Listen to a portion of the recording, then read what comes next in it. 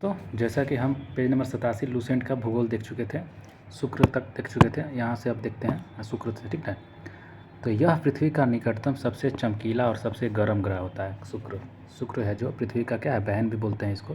पृथ्वी का निकटतम सबसे चमकीला होता है और सबसे गर्म होता है। वैसे तो सबसे निकटतम होता है सूरज का निकटतम देखा जाए तो बुध होता है, लेकिन पृथ्वी का निकटतम हमारा कौन हो जाएगा, तो शुक्र हो जाएगा। ये पृथ्वी का निकटतम सबसे चमकीला और सबसे गर्म होता है। सबसे गर्म भी यही होता है, होना चाहिए तो बुध को, लेकिन ये होता है, ठीक ना। याद रखिएगा, इसे सांझ का तारा या फिर भोर का तारा भी कहा जाता है। शुक्र ग्रह को सांझ का तारा या भोर का तारा कहा जाता है, ठीक ना, क्योंकि यह शाम में पश्चिम दिशा में तथा सुबह में पूरब की दिशा में आकाश में दिखाई पड़ता है। कहाँ पे, शाम में पश्चिम दिशा में और सुबह में पूरब की दिशा में दिखाई देता है। जब शाम में पश्चिम दिशा में, सुबह में पूरब की दिशा में आकाश में दिखाई पड़ता है। यह अन्य ग्रहों के विपरीत दक्षिणावर्त मतलब क्लॉकवाइज चक्रण करता है। अन्य ग्रहों के विपरीत करता है मतलब उल्टा करता है। जैसे कि हम लोग पीछे भी देखे थे, एक शुक्र था और कौन था, अरुण था, ठीक ना, जो उल्टा मतलब क्लॉकवाइज चक्र घूमता था। इसे पृथ्वी का भगिनी ग्रह भी कहते हैं या फिर बहुत सारा नाम से बोलते हैं इसको। यह घनत्व, आकार और व्यास में पृथ्वी के समान है। यह पृथ्वी के सबसे निकट स्थित ग्रह है, इसके पास कोई उपग्रह नहीं है।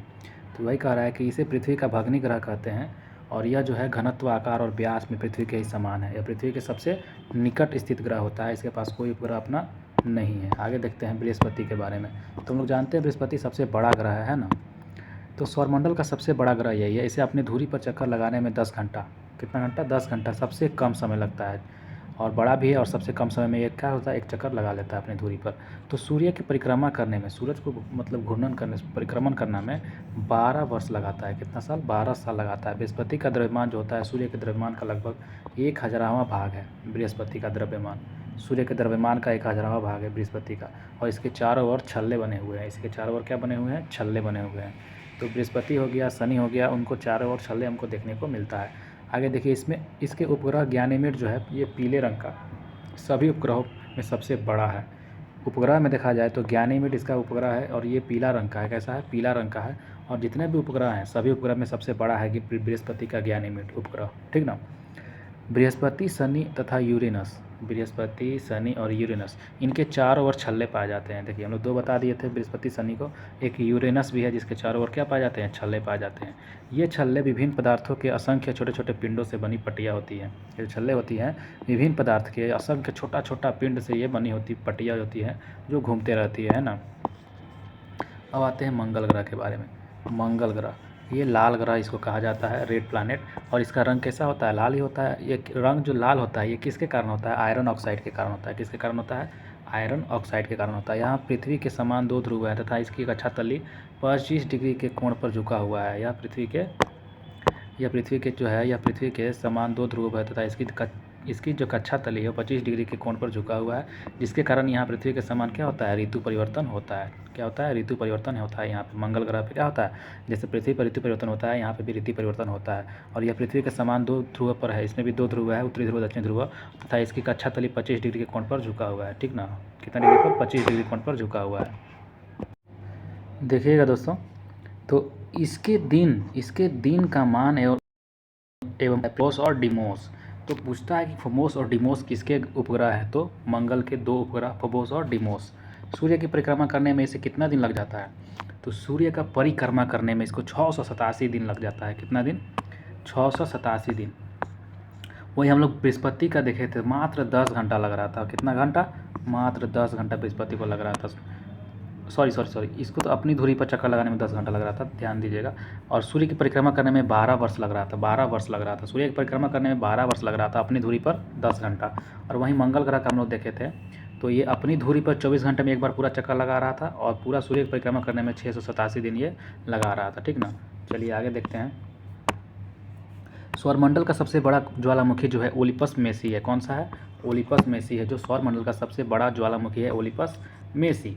एवं सौरमंडल का सबसे ऊंचा पर्वत है निक्स ओलंपिया। कौन सा है, देखिए सौरमंडल का सबसे बड़ा ज्वालामुखी बोलेगा, सबसे बड़ा ज्वालामुखी बोलेगा तो ओलिपस मेसी। और सौरमंडल का सबसे ऊंचा पर्वत बोलेगा, ऊंचा पर्वत कौन है सौरमंडल का सबसे ऊंचा पर्वत? तो निक्स ओलंपिया है, निक्स ओलंपिया है, जो माउंट एवरेस्ट से 3 गुना अधिक ऊंचा है और इसी ग्रह पर स्थित है ना, इसी ग्रह पर स्थित है, याद रखिएगा। मंगल ग्रह पर बात कर रहा है, किस पे है? मंगल ग्रह पे है।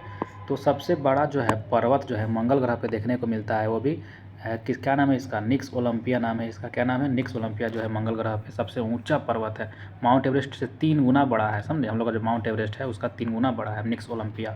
कहाँ पर है निक्स ओलंपिया? तो मंगल ग्रह पे देखने को मिला है। और सौरमंडल का सबसे बड़ा ज्वालामुखी जो ओलिपस मेसी, ये भी देखने को मिला है। ओलिपस मेसी जो सबसे बड़ा ज्वालामुखी है, ये भी देखने को कहाँ मिला है? तो मंगल ग्रह पे देखने को मिला है। तो सबसे बड़ा ज्वालामुखी बोले या सबसे बड़ा पर्वत बोले, दोनों कहाँ पे देखने को मिला है? दोनों मंगल ग्रह पे देखने को मिला है। ज्वालामुखी का हो गया ओलिपस मेसी और पर्वत जो हो गया ऊंचा पर्वत निक्स ओलंपिया, ठीक ना। आगे देखिएगा, मार्स ओडेसी नामक कृत्रिम उपग्रह, मार्स ओडेसी नामक कृत्रिम उपग्रह से मंगल पर बर्फ, नक्षत्रों और हिमसातित जल की उपस्थिति की सूचना मिली है। क्या मिली है? तो मार्स ओडेसी नामक कृत्रिम उपग्रह से जो है मंगल पर बर्फ छत्रक और हिमसितित जल की उपस्थिति की सूचना मिली है। इसीलिए पृथ्वी के अलावा यह एकमात्र ग्रह है जिस पर जीवन की संभावना व्यक्त की जा सकती है कि इस पर भी जीवन हो सकता है, ठीक ना। मार्स ओडिसी, मार्स मतलब मंगल का, ओडिसी नामक कृत्रिम उपग्रह से मंगल पर बर्फ छत्रकों और हिमसितित जल की क्या मिली है? उपस्थिति की सूचना मिली है। उस पर क्या है? हिमसितित जल मतलब बर्फ़ वाला जल मिला है ना। बताइए, इसीलिए पृथ्वी के अलावा एकमात्र यही ग्रह है जिस पर हम लोग क्या कर सकते हैं? जीवन संभावना ढूंढ सकते हैं। 6 अगस्त 2012 का बात है। नासा का जो है मार्स क्यूरोसिटी रोवर, मार्स कौन सा? मार्स क्यूरोसिटी रोवर जो है किसका? नासा का। 6 अगस्त 2012 का बात है। नासा का मार्स क्यूरोसिटी रोवर जो है नामक अंतरिक्ष यान जो है मंगल ग्रह पर गेल क्रेटर, क्या लिखा है? गेल क्रेटर नामक स्थान पर पहुंचा था। मंगल ग्रह के गेल क्रेटर नामक स्थान पर पहुंचा था। कौन सा? तो नासा का मार्स क्यूरिटी नामक रोवर जो था वो मंगल ग्रह के गेल क्रेटर नामक स्थान पर पहुंचा और वह मंगल पर जीवन की संभावना तथा उसके वातावरण का अध्ययन कर रहा था। मंगल ग्रह पर क्या कर रहा था? तो जीवन की जो संभावना है और इसकी खोज कर रहा था, वातावरण की खोज कर रहा था। ध्यान दीजिएगा। भारतीय अंतरिक्ष अनुसंधान संस्थान जो इसरो है, भारतीय अंतरिक्ष अनुसंधान संस्थान इसरो, अपना जो मंगलयान है मार्स ऑर्बिट मिशन MOM किसका है? MOM हमारे इसरो का है। MOM किसका है? इसरो का है। और मार्स क्यूरिटी से रोवर जो है किसका है? नासा का है। तो ये भी पूछ सकता है कि मार्स क्यूरियोसिटी मतलब नहीं होता है पता लगाना, तो मार्स क्यूरियोसिटी रोवर जो है ये नासा का है। और MOM मार्स ऑर्बिट मिशन किसका है? तो ये हमारा भारत का, इसरो का है ना। तो यही कह रहा है कि देखिएगा, 5 नवंबर 2013 को श्रीहरिकोटा आंध्र प्रदेश में ध्रुवीय अंतरिक्ष प्रक्षेपण यान जो है PSLV C-25 से प्रक्षेपित किया गया था। श्रीहरिकोटा से क्या किया गया था? इसको आंध्र प्रदेश के जो श्रीहरिकोटा है वहीं से इसको मतलब कि उड़ाया गया था, मतलब ध्रुवीय अंतरिक्ष प्रक्षेपण पात्र को छोड़ा गया था, प्रक्षेपित किया गया। यह भारत का पहला अंतराग्रहीय अभियान है। कैसा है? भारत का पहला अंतराग्रहीय अभियान है, ठीक ना। तो पहला अंतराग्रहीय अभियान हमारा कौन हो जाएगा? ये हमारा जो है MOM जो है मार्स ऑर्बिट मिशन जो है हमारा पहला अंतर्ग्रहीय अभियान है, मतलब ग्रह के अंदर जाने वाला अंतराग्रहीय अभियान है, ठीक ना। इसरो सोवियत अंतरिक्ष कार्यक्रम नासा एवं यूरोपियन अंतरिक्ष एजेंसी के बाद चौथी अंतरिक्ष एजेंसी है जिसने मंगल ग्रह के लिए अपना अंतरिक्ष यान भेजा है। तो इसरो जो है हमारा, इसरो सोवियत अंतरिक्ष कार्यक्रम और नासा एवं यूरोपीय अंतरिक्ष एजेंसी, इसके बाद चौथा नंबर पे आया है, जो मंगल ग्रह पर क्या भेजा है? अपना अंतरिक्ष यान भेज दिया है। चौथा नंबर पे आ गया है इसरो। पहले कौन था? तो पहले तो सोवियत अंतरिक्ष कार्यक्रम है, नासा और यूरोपीय अंतरिक्ष एजेंसी, तीनों जो है बड़े बड़े देशों का। उसके बाद इसरो हमारा चौथे नंबर पे आ चुका है, ठीक ना, याद रखिएगा। आगे देखते हैं शनि के बारे में। देखते हैं शनि यह आकार में दूसरा सबसे बड़ा ग्रह है। बृहस्पति के बाद दूसरा सबसे बड़ा कौन सा ग्रह है? शनि है। और यह मुख्यतः 2 हल्के गैस हाइड्रोजन एवं हीलियम से बना हुआ है। यह मुख्यतः 2 हल्के गैस से हाइड्रोजन एवं हीलियम से बना हुआ है। इसकी विशेषता है इसके तल के चारों ओर, मतलब शनि के तल जो है, तल के चारों ओर वलय का होना, मतलब बीच में शनि है और चारों तरफ इसका क्या है? वलय है, घूमते रहता है। तो वलय का होना, मोटी प्रकाश वाली कुंडली, वलय की संख्या 7 है। इसमें पूछता है कि बताइए शनि में जो है वलय की संख्या कितनी है? 7 है, ठीक ना। वलय जो है कितना है? ये 7 हुआ है, ठीक ना, ध्यान रखिएगा। और यह जो है आकाश के पीले तारे के समान दिखाई पड़ता है। पीला तारा की तरह कौन दिखाई पड़ रहा था? एक जगह हम लोग और भी देखे थे, जो गैनीमेड था, हाँ, बृहस्पति का जो उपग्रह गैनीमेड था वो भी पीला ही दिखाई दे रहा था। लेकिन यह जो कह रहा है पीला तारा की तरह दिखाई देने वाला है जो कौन सा ग्रह है? तो शनि ग्रह है, जो आकाश में पीला तारे की तरह समान दिखाई पड़ता है, ठीक ना। और इसका वलय कितना है? इसका वलय 7 है। इसका घनत्व अगर देखा जाए तो 0.7 ग्राम पर सेंटीमीटर क्यूब है ना। इसका घनत्व कितना है? 0.7 ग्राम घन सेंटीमीटर। सभी ग्रहों एवं जल से भी कम है। ग्रह मतलब ग्रह तो हो ही गया, जल से भी इसका क्या है? घनत्व कम है। इसलिए बोला जाता है कि इसे जल पर भी रखने पर यह तैरने लगेगा, शनि ग्रह। शनि का सबसे बड़ा उपग्रह टाइटन है। टाइटन किसका उपग्रह है? शनि का उपग्रह है टाइटन, याद रखिएगा टाइटन। और ऐसे ही और भी देखने को मिलेगा टाइटन के जैसा नाम है, तो याद रखिएगा, इस कन्फ्यूजन होता है। तो शनि का सबसे बड़ा ग्रह टाइटन है, जो सौरमंडल का दूसरा सबसे बड़ा ग्रह है, उपग्रह है। टाइटन क्या है? शनि का उपग्रह है, और ये दूसरा नंबर पे आता है सबसे बड़ा उपग्रह में। पहला कौन था? गैनीमेड था, बृहस्पति वाला था ना, हम लोग पीछे भी देख चुके थे। और यहाँ पे हम लोग आगे बढ़ते हैं। यह आकार में बुध के बराबर है। जो टाइटन है, टाइटन जो उपग्रह किसका है? शनि का उपग्रह। यह आकार में देखा जाए तो बुध ग्रह के बराबर है, बुध ग्रह के बराबर में है अकेले ये टाइटन, और इससे भी बड़ा गैनीमेड होगा, है ना। टाइटन की खोज 1665 में डेनमार्क के खगोलशास्त्री क्रिश्चियन हाइजोन ने की थी। किसने की थी? क्रिश्चियन हाइजोन ने की थी, जो डेनमार्क के खगोलशास्त्री थे क्रिश्चियन हाइजोन। इन्होंने टाइटन की खोज की थी 1665 में। यह एकमात्र ऐसा उपग्रह है जिसका पृथ्वी जैसा स्वयं का सघन वायुमंडल है। मतलब यह एकमात्र एक ऐसा उपग्रह है जिसका पृथ्वी जैसा क्या है? स्वयं का सघन वायुमंडल है। फोबे नामक शनि का उपग्रह इसकी कक्षा में घूमने की विपरीत दिशा में परिक्रमा करता है। फोबे नामक जो शनि का उपग्रह है, फोबे नामक जो शनि का क्या है? उपग्रह है, इसकी कक्षा में घूमने की विपरीत दिशा में परिक्रमा करता है। इसकी कक्षा जैसा है उसी के विपरीत दिशा में फोबे नामक उपग्रह इसका घूमता है ना। तो टाइटन भी हो गया और फोबे भी हो गया, है ना। एगो फोबोस और डिमोस है, वो मंगल ग्रह का है, याद रखिएगा। ये फोबे है, फोबे। तो फोबे मिलता जुलता है, फोबोस डिमोस को अलग करना है, मंगल ग्रह का उपग्रह है। लेकिन फोबे नामक जो है यह शनि का उपग्रह इसकी कक्षा में घूमने की विपरीत दिशा में परिक्रमा करता है, ठीक ना। शनि के विपरीत दिशा में घूमने वाला उपग्रह का क्या नाम हो जाएगा? तो फोबे हो जाएगा। क्या हो जाएगा? फोबे हो जाएगा। चलिए आगे देखते हैं, अरुण के बारे में देखते हैं। हम लोग जानते हैं अरुण को लेटा हुआ ग्रह बोला जाता है, क्योंकि इतना ज़्यादा ये झुका हुआ है। चलिए, यह आकार में तीसरा सबसे बड़ा ग्रह होता है। आकार में देखा जाए तो पहले कौन था? बृहस्पति, फिर शनि, अब कौन हो गया? अरुण हो गया। आकार में तीसरा सबसे बड़ा ग्रह है। इसका टेम्परेचर जो है लगभग -215 डिग्री सेल्सियस है। माइनस में तो होगा ही, जाहिर सी बात है, इतना दूर है सूरज से, वहाँ तक बर्फ़ ही बर्फ़ जमल रहता है ना। बर्फ़ होगा तब न जमेगा। तो यह मतलब टेम्परेचर वहाँ का ठंडा, इतना ध्यान में रखिएगा। यह आकार में तीसरा सबसे बड़ा हो गया, और इसका तापमान जो है लगभग -215 डिग्री सेल्सियस है, ठीक ना। इसकी खोज 1781 ईस्वी में विलियम हर्सले द्वारा की गई थी। अरुण की खोज किसने किया था? विलियम हर्सले ने किया था। कब किया था? 1781 में किया था, विलियम हर्सले ने किया था, ठीक ना। इसके चारों ओर 9 वलयों के 5 वलयों का नाम जो है, मतलब इसके चारों ओर 9 वलय है, उसमें से 5 वलय का नाम है अल्फ़ा, बीटा, गामा, डेल्टा एवं एप्सिलॉन। तो इसके चारों ओर 9 गो वलय है, जिनमें से 5 वलय का क्या क्या नाम रखा गया है? Alpha, beta, gamma, delta, epsilon, ठीक ना। Alpha, beta, gamma, delta, epsilon, इसका जो है 5 वलय का नाम रखा गया है। और बाकी के भी 4 हैं, उनका नाम नहीं रखा गया है, ठीक ना, याद रखिएगा। तो अरुण का हम लोग क्या देख लिए थे? वलय देख लिए थे। और 7 गो वलय किसका था? शनि का था 7 गो वलय। और अरुण का कितना वलय है? अरुण का वलय है 9 गो। कितना है? इसका वलय 9 गो है, जिनमें से 5 गो वलय का नाम क्या क्या रखा गया है? Alpha, beta, gamma, delta, epsilon, ठीक ना। चलिए आगे देखते हैं। यह अपने अपने अक्ष पर पूरब से पश्चिम की ओर दक्षिणावर्त घूमता है। जैसा कि हम लोग जानते थे, शुक्र उधर से पहला से दूसरा नंबर शुक्र हो गया, अब पीछे से दूसरा नंबर हमारा क्या हो गया? अरुण हो गया। अन्य ग्रह जो है वो पश्चिम से पूरब की ओर वामावर्त में घूमते हैं, है ना। तो यहाँ पे हम लोग देख रहे हैं, ये जो है अरुण जो है ये दक्षिणावर्त घूमता है पूरब से पश्चिम की ओर, मतलब क्लॉकवाइज। और वहीं जबकि अन्य ग्रह जो है वो कहाँ से पूरब से पश्चिम की ओर घूमते हैं, शुक्र को छोड़ के, मतलब एंटी क्लॉकवाइज। तो यहाँ सूर्योदय जो होता है पश्चिम की ओर होता है, जैसा हम लोग जानते थे पहले से। और एवं सूर्यास्त किधर होता है? पूरब की ओर होता है, उल्टा होता है। इसके सभी उपग्रह जो है भी हैं, उपग्रह भी पृथ्वी की विपरीत दिशा में ही परिभ्रमण करते हैं। इनके सभी उपग्रह भी जो है इसका अरुण का, ये भी जो है इसका उपग्रह सभी के सभी जो है पृथ्वी के विपरीत दिशा में, मतलब उल्टा दिशा में ये घूमता है ना, पश्चिम से सॉरी पूरब से पश्चिम की ओर। यह अपनी धुरी पर सूर्य की ओर इतना झुका हुआ है कि लगता है कि लेटा हुआ है, इसलिए दिखलाई पड़ता है, इसलिए इसे हम लोग लेटा हुआ ग्रह कहा जाता है। इसका सबसे बड़ा उपग्रह जो है टाइटेनिया है। तो हम बोले थे वो टाइटन आएगा, फिर उसके बाद टाइटेनिया आएगा। तो टाइटेनिया अरुण का हो गया, टाइटन किसका हो गया, शनि का हो गया, टाइटेनिया किसका हो गया, अरुण का हो गया। एक ऐसा एक और नाम आएगा, याद रखिएगा उसको भी। तो वरुण, अब आते हैं वरुण के बारे में देखते हैं। वरुण, तो इसकी खोज 1846 में जर्मन खगोलज्ञ जॉन गाले ने किया था। किसने किया था वरुण का खोज, जॉन गाले। तो ऐसे याद रखिएगा, मेरे गांव में एक वरुण का नाम का लड़का है, गाली देता है बहुत ज़्यादा।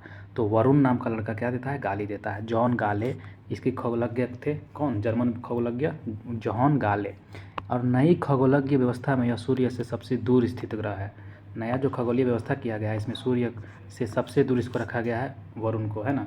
इसके चारों ओर अति शीतल मीथेन वाला बादल छाया हुआ है। तो पूछेगा कि मीथेन का जो गैस है इसका बादल कहाँ पे देखने को मिलता है, तो वरुण में देखने को मिलता है, वरुण ग्रह पे देखने को मिलता है। चारों ओर अति शीतल मतलब इतना ठंडा मीथेन गैस इसमें देखने को बादल जैसा मिलता है। इसके उपग्रहों में ट्राइटन प्रमुख है। देखिए आगे में एक और ट्राइटन, ट्राइटन किसका है, वरुण का है।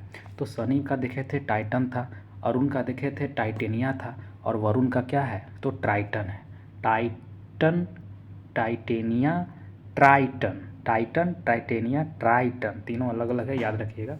तो वरुण का हो गया ट्राइटन, जिसमें बस ये वाला ट्राई लग गया है, ये वाला, ठीक ना। चलिए आगे देखते हैं, पृथ्वी के बारे में देखते हैं, अपना फेवरेट पृथ्वी। तो पृथ्वी आकार में 5वां सबसे बड़ा ग्रह है। पृथ्वी का अक्ष उसके कक्षा तल पर बने लंब से 23.5 डिग्री झुका हुआ है, ये तो सबको पता होगा। दूसरे शब्दों में पृथ्वी का अक्ष जो है पृथ्वी की कक्षा तल से 66.5 डिग्री का कोण बनाता है। अगर कोण पूछेगा तो 66.5 डिग्री का, और कितना डिग्री पे झुका हुआ है तो 23.5 डिग्री का। ध्यान में रखिएगा, कोण पूछते हैं कि अपना कक्षा तल से कितना डिग्री का कोण बनाता है, तो 66.5 डिग्री का कोण बनाता है। लेकिन पूछेगा कितना डिग्री पे झुका हुआ है, तो 23.5 डिग्री पर झुका हुआ है। यहाँ पे आप देख सकते हैं पृथ्वी का है, और ये जो गया है ये 23.5 डिग्री का झुकाव है। लेकिन अगर यहाँ पे देखा जाए कि ये जो कोण बनता है ये 66.5 डिग्री का कोण बनता है, क्या बनता है, 66.5 डिग्री का कोण बनता है ये वाला, और ये जो है 23.5 डिग्री का झुकाव है। तो ध्यान में रखिएगा, ये हमारा मकर वृत्त है, सॉरी मकर वृत्त कैसे हो जाएगा, ये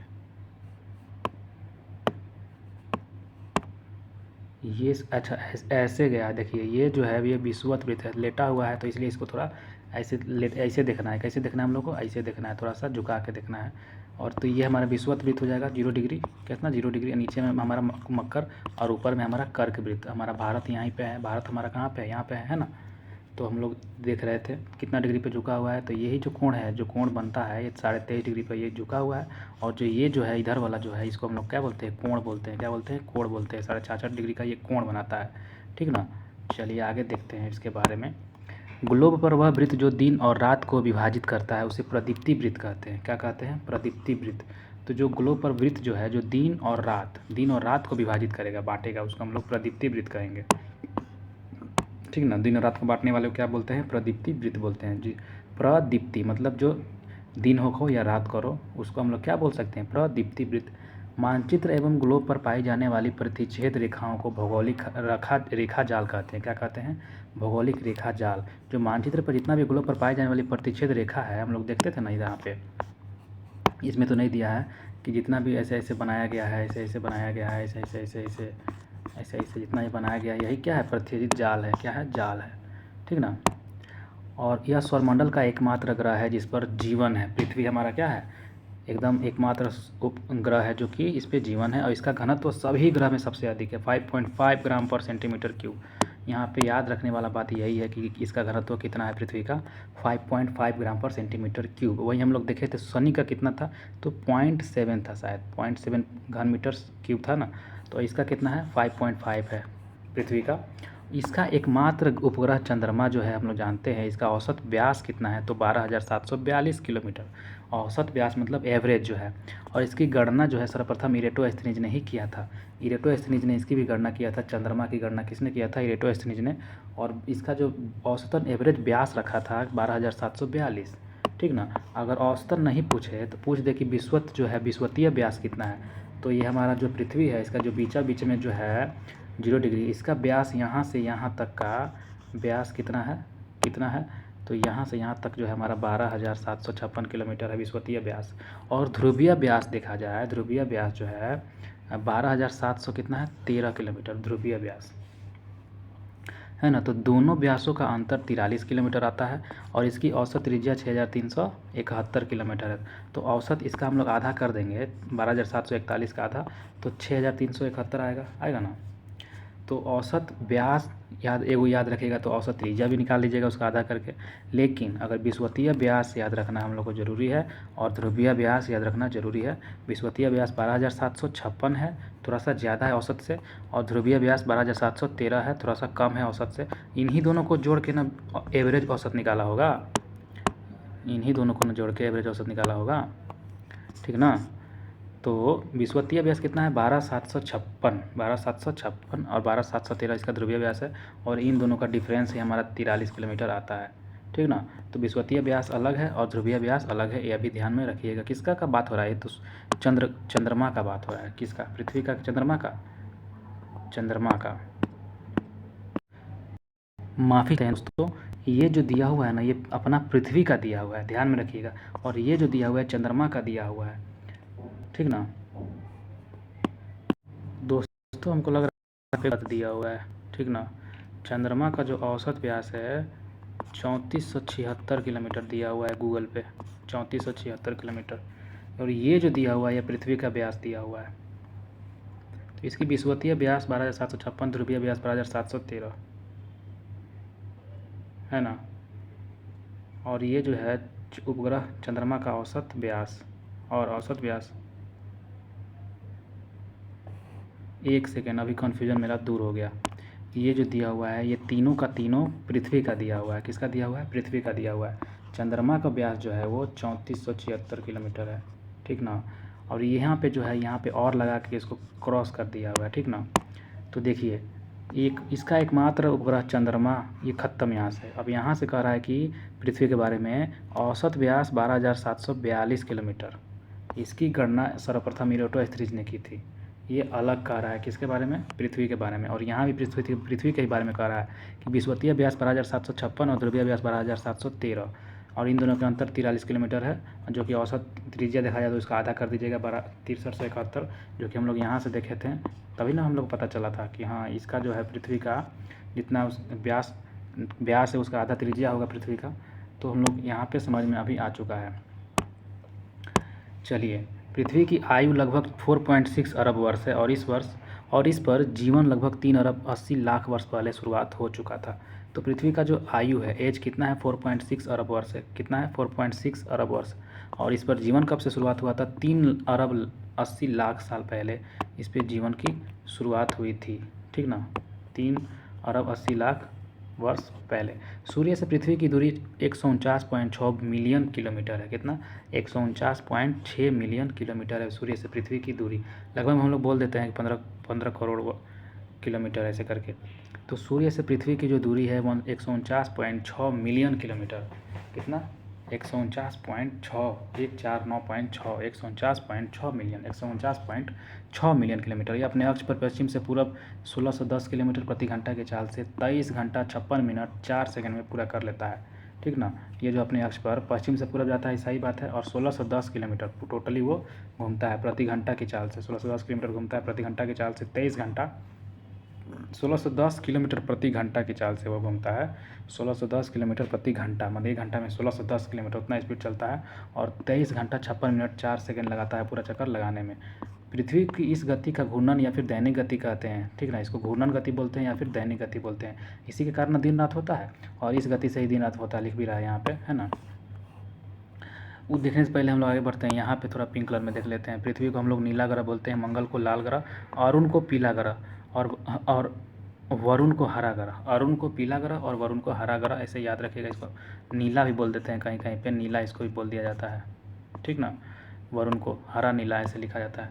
तो आगे देखते हैं।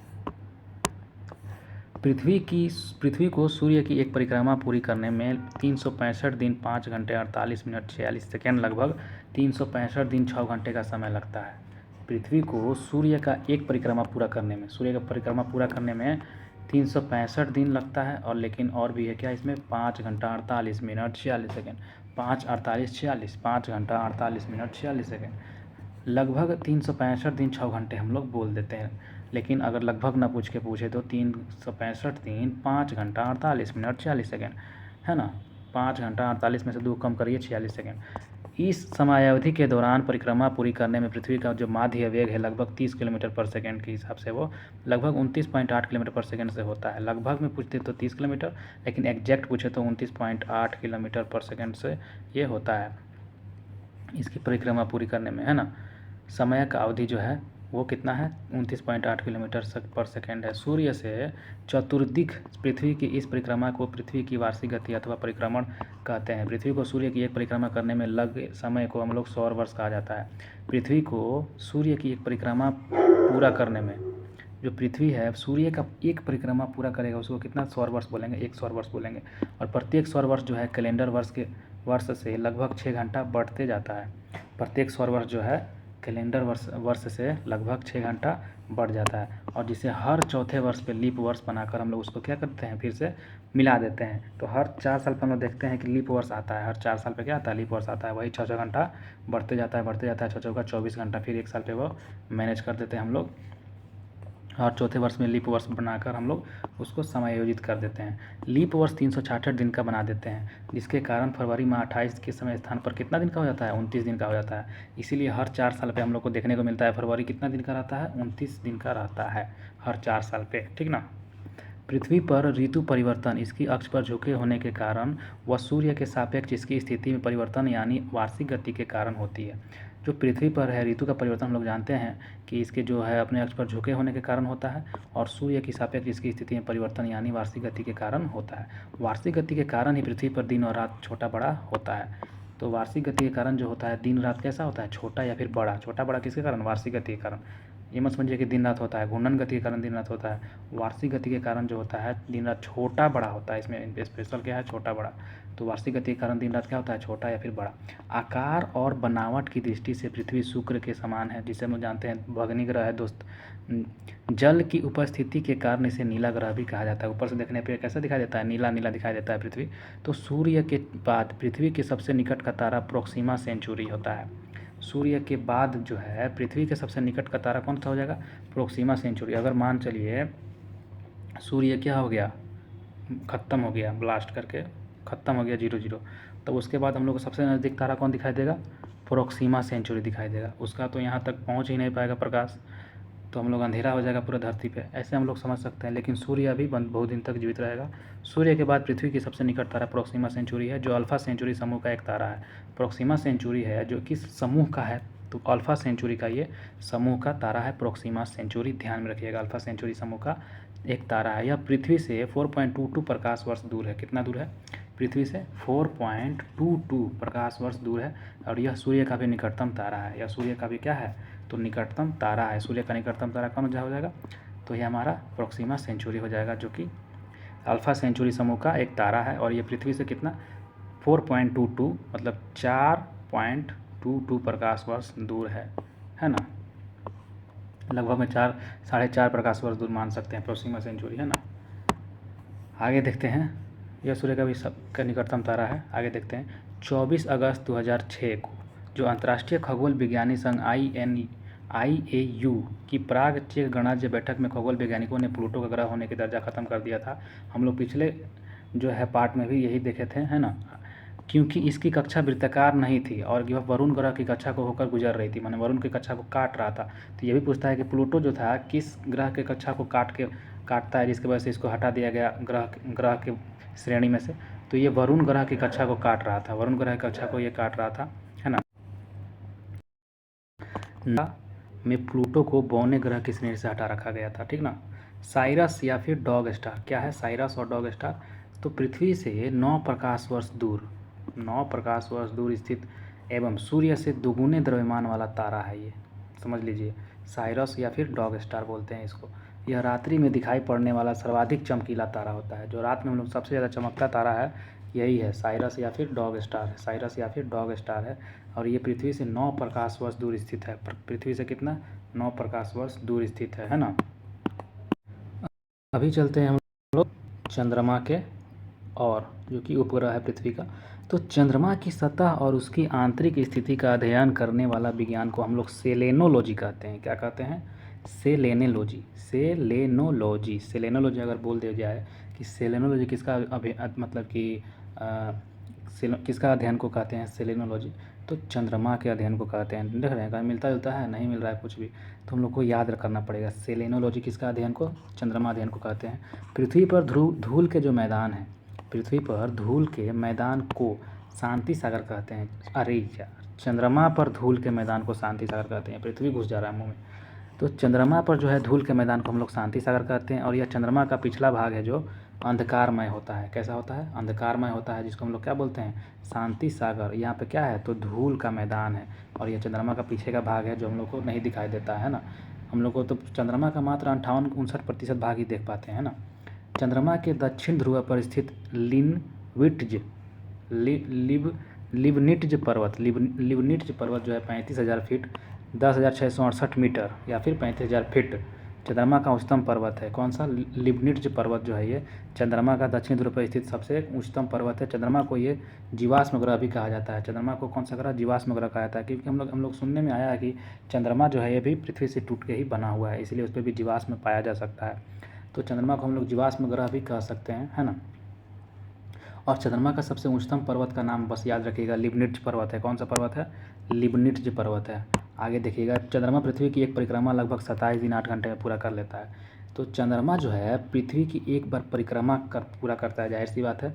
कितना दिन में? 27 दिन 8 घंटा में पूरा करता है। और इतने ही समय में वो अपने अक्ष पर भी एक घूर्णन कर लेता है। देख रहे हैं कितना कोइंसिडेंट है कि वह पृथ्वी जो है चंद्रमा की परिक्रमा लगभग इतना दिन में पूरा करता है, साथ साथ वो अपने अक्ष पर भी इतने ही दिन में घूमता है। अपने अक्ष पर भी 27 दिन 8 घंटा पूरा करने में लगाता है। और यही कारण है कि चंद्रमा का सदैव एक ही भाग हम लोग को दिखाई पड़ता है।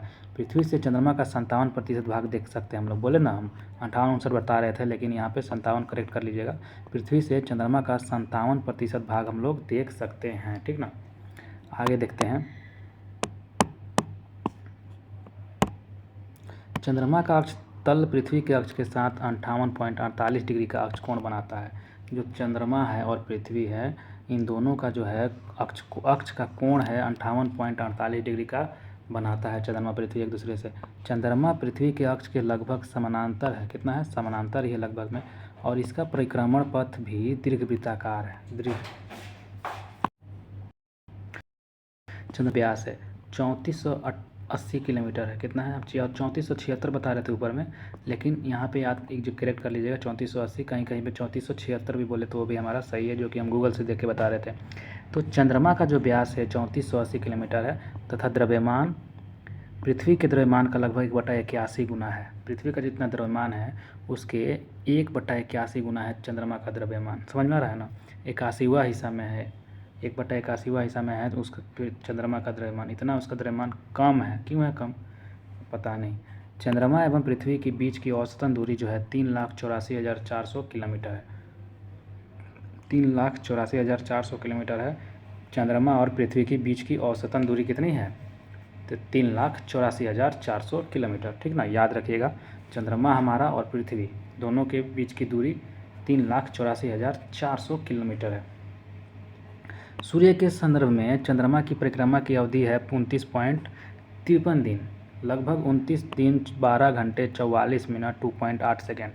सूर्य के संदर्भ में चंद्रमा की परिक्रमा की अवधि, ठीक ना। सूर्य के संदर्भ में चंद्रमा की परिक्रमा की अवधि देखा जाए तो 29.53 जो है दिन है, जिसको हम लोग 29 दिन 12 घंटा 44 मिनट 2.8 सेकेंड कहते हैं। तो इस समय को हम लोग एक चंद्रमास बोल सकते हैं, या फिर साइनोडिक मास कहते हैं। क्या बोलते हैं? साइनोडिक मास भी कह सकते हैं। ध्यान में रखिएगा, साइनोडिक मास भी कह सकते हैं। नक्षत्र समय के दृष्टिकोण से चंद्रमा लगभग 27 दिन में पुनः उसी स्थिति में हो जाता है। नक्षत्र समय के दृष्टिकोण में जो है चंद्रमा 27 दिन में, कितना? 27 दिन में पुनः उसी स्थिति में आ जाता है। 27 दिन जिसको हम लोग बोलते हैं 27 दिन 7 घंटा 43 मिनट 11.6 सेकेंड। और इसकी यह अवधि जो है एक नक्षत्र मास कहलाता है। नक्षत्र मास याद रखिएगा, और चंद्र मास भी याद रखिएगा, है ना।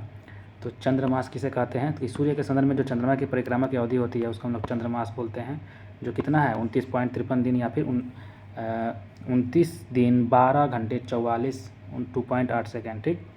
और नक्षत्र मास देखा जाए तो ये जो है समय दृष्टिकोण से चंद्रमा का लगभग कितना है तो 27.5 दिन है, जो कि 27 दिन 7 घंटे 43 मिनट। वहाँ पे क्या था, सूरज से 29 दिन था। मैंने बड़ा वाला बोले तो 29 दिन हो जाएगा 12 घंटे 44 मिनट, और छोटा नक्षत्र समय दृष्टिकोण से बोले तो 27 दिन 7 घंटा 43 मिनट हो जाएगा 11.6 सेकेंड, जिसको हम लोग नक्षत्र मास बोलते हैं। ध्यान में रखिएगा, दोनों पूछ सकता है कोई भी एक। तो ज्वार उठने के लिए अपेक्षिक सौर एवं चंद्रमा की शक्तियों का अनुपात 11.5 है। जब ज्वार उठता है ना धरती पे, ज्वार भाटा हम लोग क्या होते हैं, ज्वार भाटा पता है ना, समुद्र में जो ज्वार भाटा लहर उठता है बड़ा बड़ा, वो सब क्या है, ज्वार भाटा के कारण, इसी के कारण होता है। सौर्य और चंद्रमा के गुरुत्वाकर्षण के खिंचाव के कारण होता है। तो जिसमें सूरज का खिंचाव होता है 11 और चंद्रमा का होता है कितना 5, इन दोनों के शक्तियों के खिंचाव का अनुपात है 11.5। अपोलो के अंतरिक्ष यात्रियों के द्वारा लाए गए चट्टानों से पता चला है कि चंद्रमा भी उतना ही पुराना है जितना पृथ्वी, ठीक ना। अपोलो जो लाया था नासा के द्वारा, अंतरिक्ष यात्रियों के द्वारा लाया गया था, उस चट्टानों से पता क्या चला है कि चंद्रमा भी उतना ही पुराना है जितना हमारा पृथ्वी है। और 460 करोड़ वर्ष इन चट्टानों में टाइटेनियम अधिक मात्रा में मिला हुआ है। इन चट्टानों में क्या मिला हुआ है, टाइटेनियम अधिक मात्रा में मिला हुआ है। तो पूछ देगा, बताइएगा कि चंद्रमा से सबसे ज़्यादा क्या मिला हुआ है चट्टान में, टाइटेनियम मिला हुआ है। इतना तो नहीं पूछेगा, चलिए छोड़िए, आगे बढ़ते हैं। देखिए सुपर मून क्या होता है। सुपर मून कि जब चंद्रमा पृथ्वी के सबसे निकट हो जाता है, पृथ्वी के सबसे नज़दीक आता है, बड़ा दिखाई देगा और जाहिर सी बात है और चमकीला दिखाई देगा ना, तो उस स्थिति को सुपर मून कहते हैं, ठीक ना। जब घूमते घूमते मान लीजिए यहाँ पे पृथ्वी है और ये क्या कर रहा है, चक्कर लगा रहा है पृथ्वी का, तो ऐसे ऐसे चक्कर लगाता है ना अंडा के जैसा। तो नज़दीक में जब आता है यहाँ पे, अंडा के नज़दीक आता है, फिर दूर जाता है, फिर नज़दीक आता है, दूर जाता है, जब नज़दीक आता है तो बड़ा दिखाई देगा। और उसी दिन हम लोग क्या कहते हैं, सुपर मून कहते हैं, है ना। सुपर मून कहते हैं। इसे पेरिजी फुल मून भी कहते हैं। इसमें चांद 14% ज़्यादा बड़ा हो जाता है और 30% अधिक चमकीला भी दिखाई देने लगता है। इसको क्या कहते हैं, पेरिजी फुल मून। फुल मून भी कह सकते हैं या फिर सुपर मून भी कह सकते हैं। सुपर मून शब्द जो कहाँ से लाया गया था, कोई तो बताया होगा सुपर मून शब्द भी होता है। तो सुपर मून शब्द जो थे वर्ष 1979 में ज्योतिषी थे रिचर्ड नोल। कौन थे, रिचर्ड नोल, इनके द्वारा लाया गया था। सुपर मून शब्द किसने दिया था, रिचर्ड नोल ने 1979 में दिया था।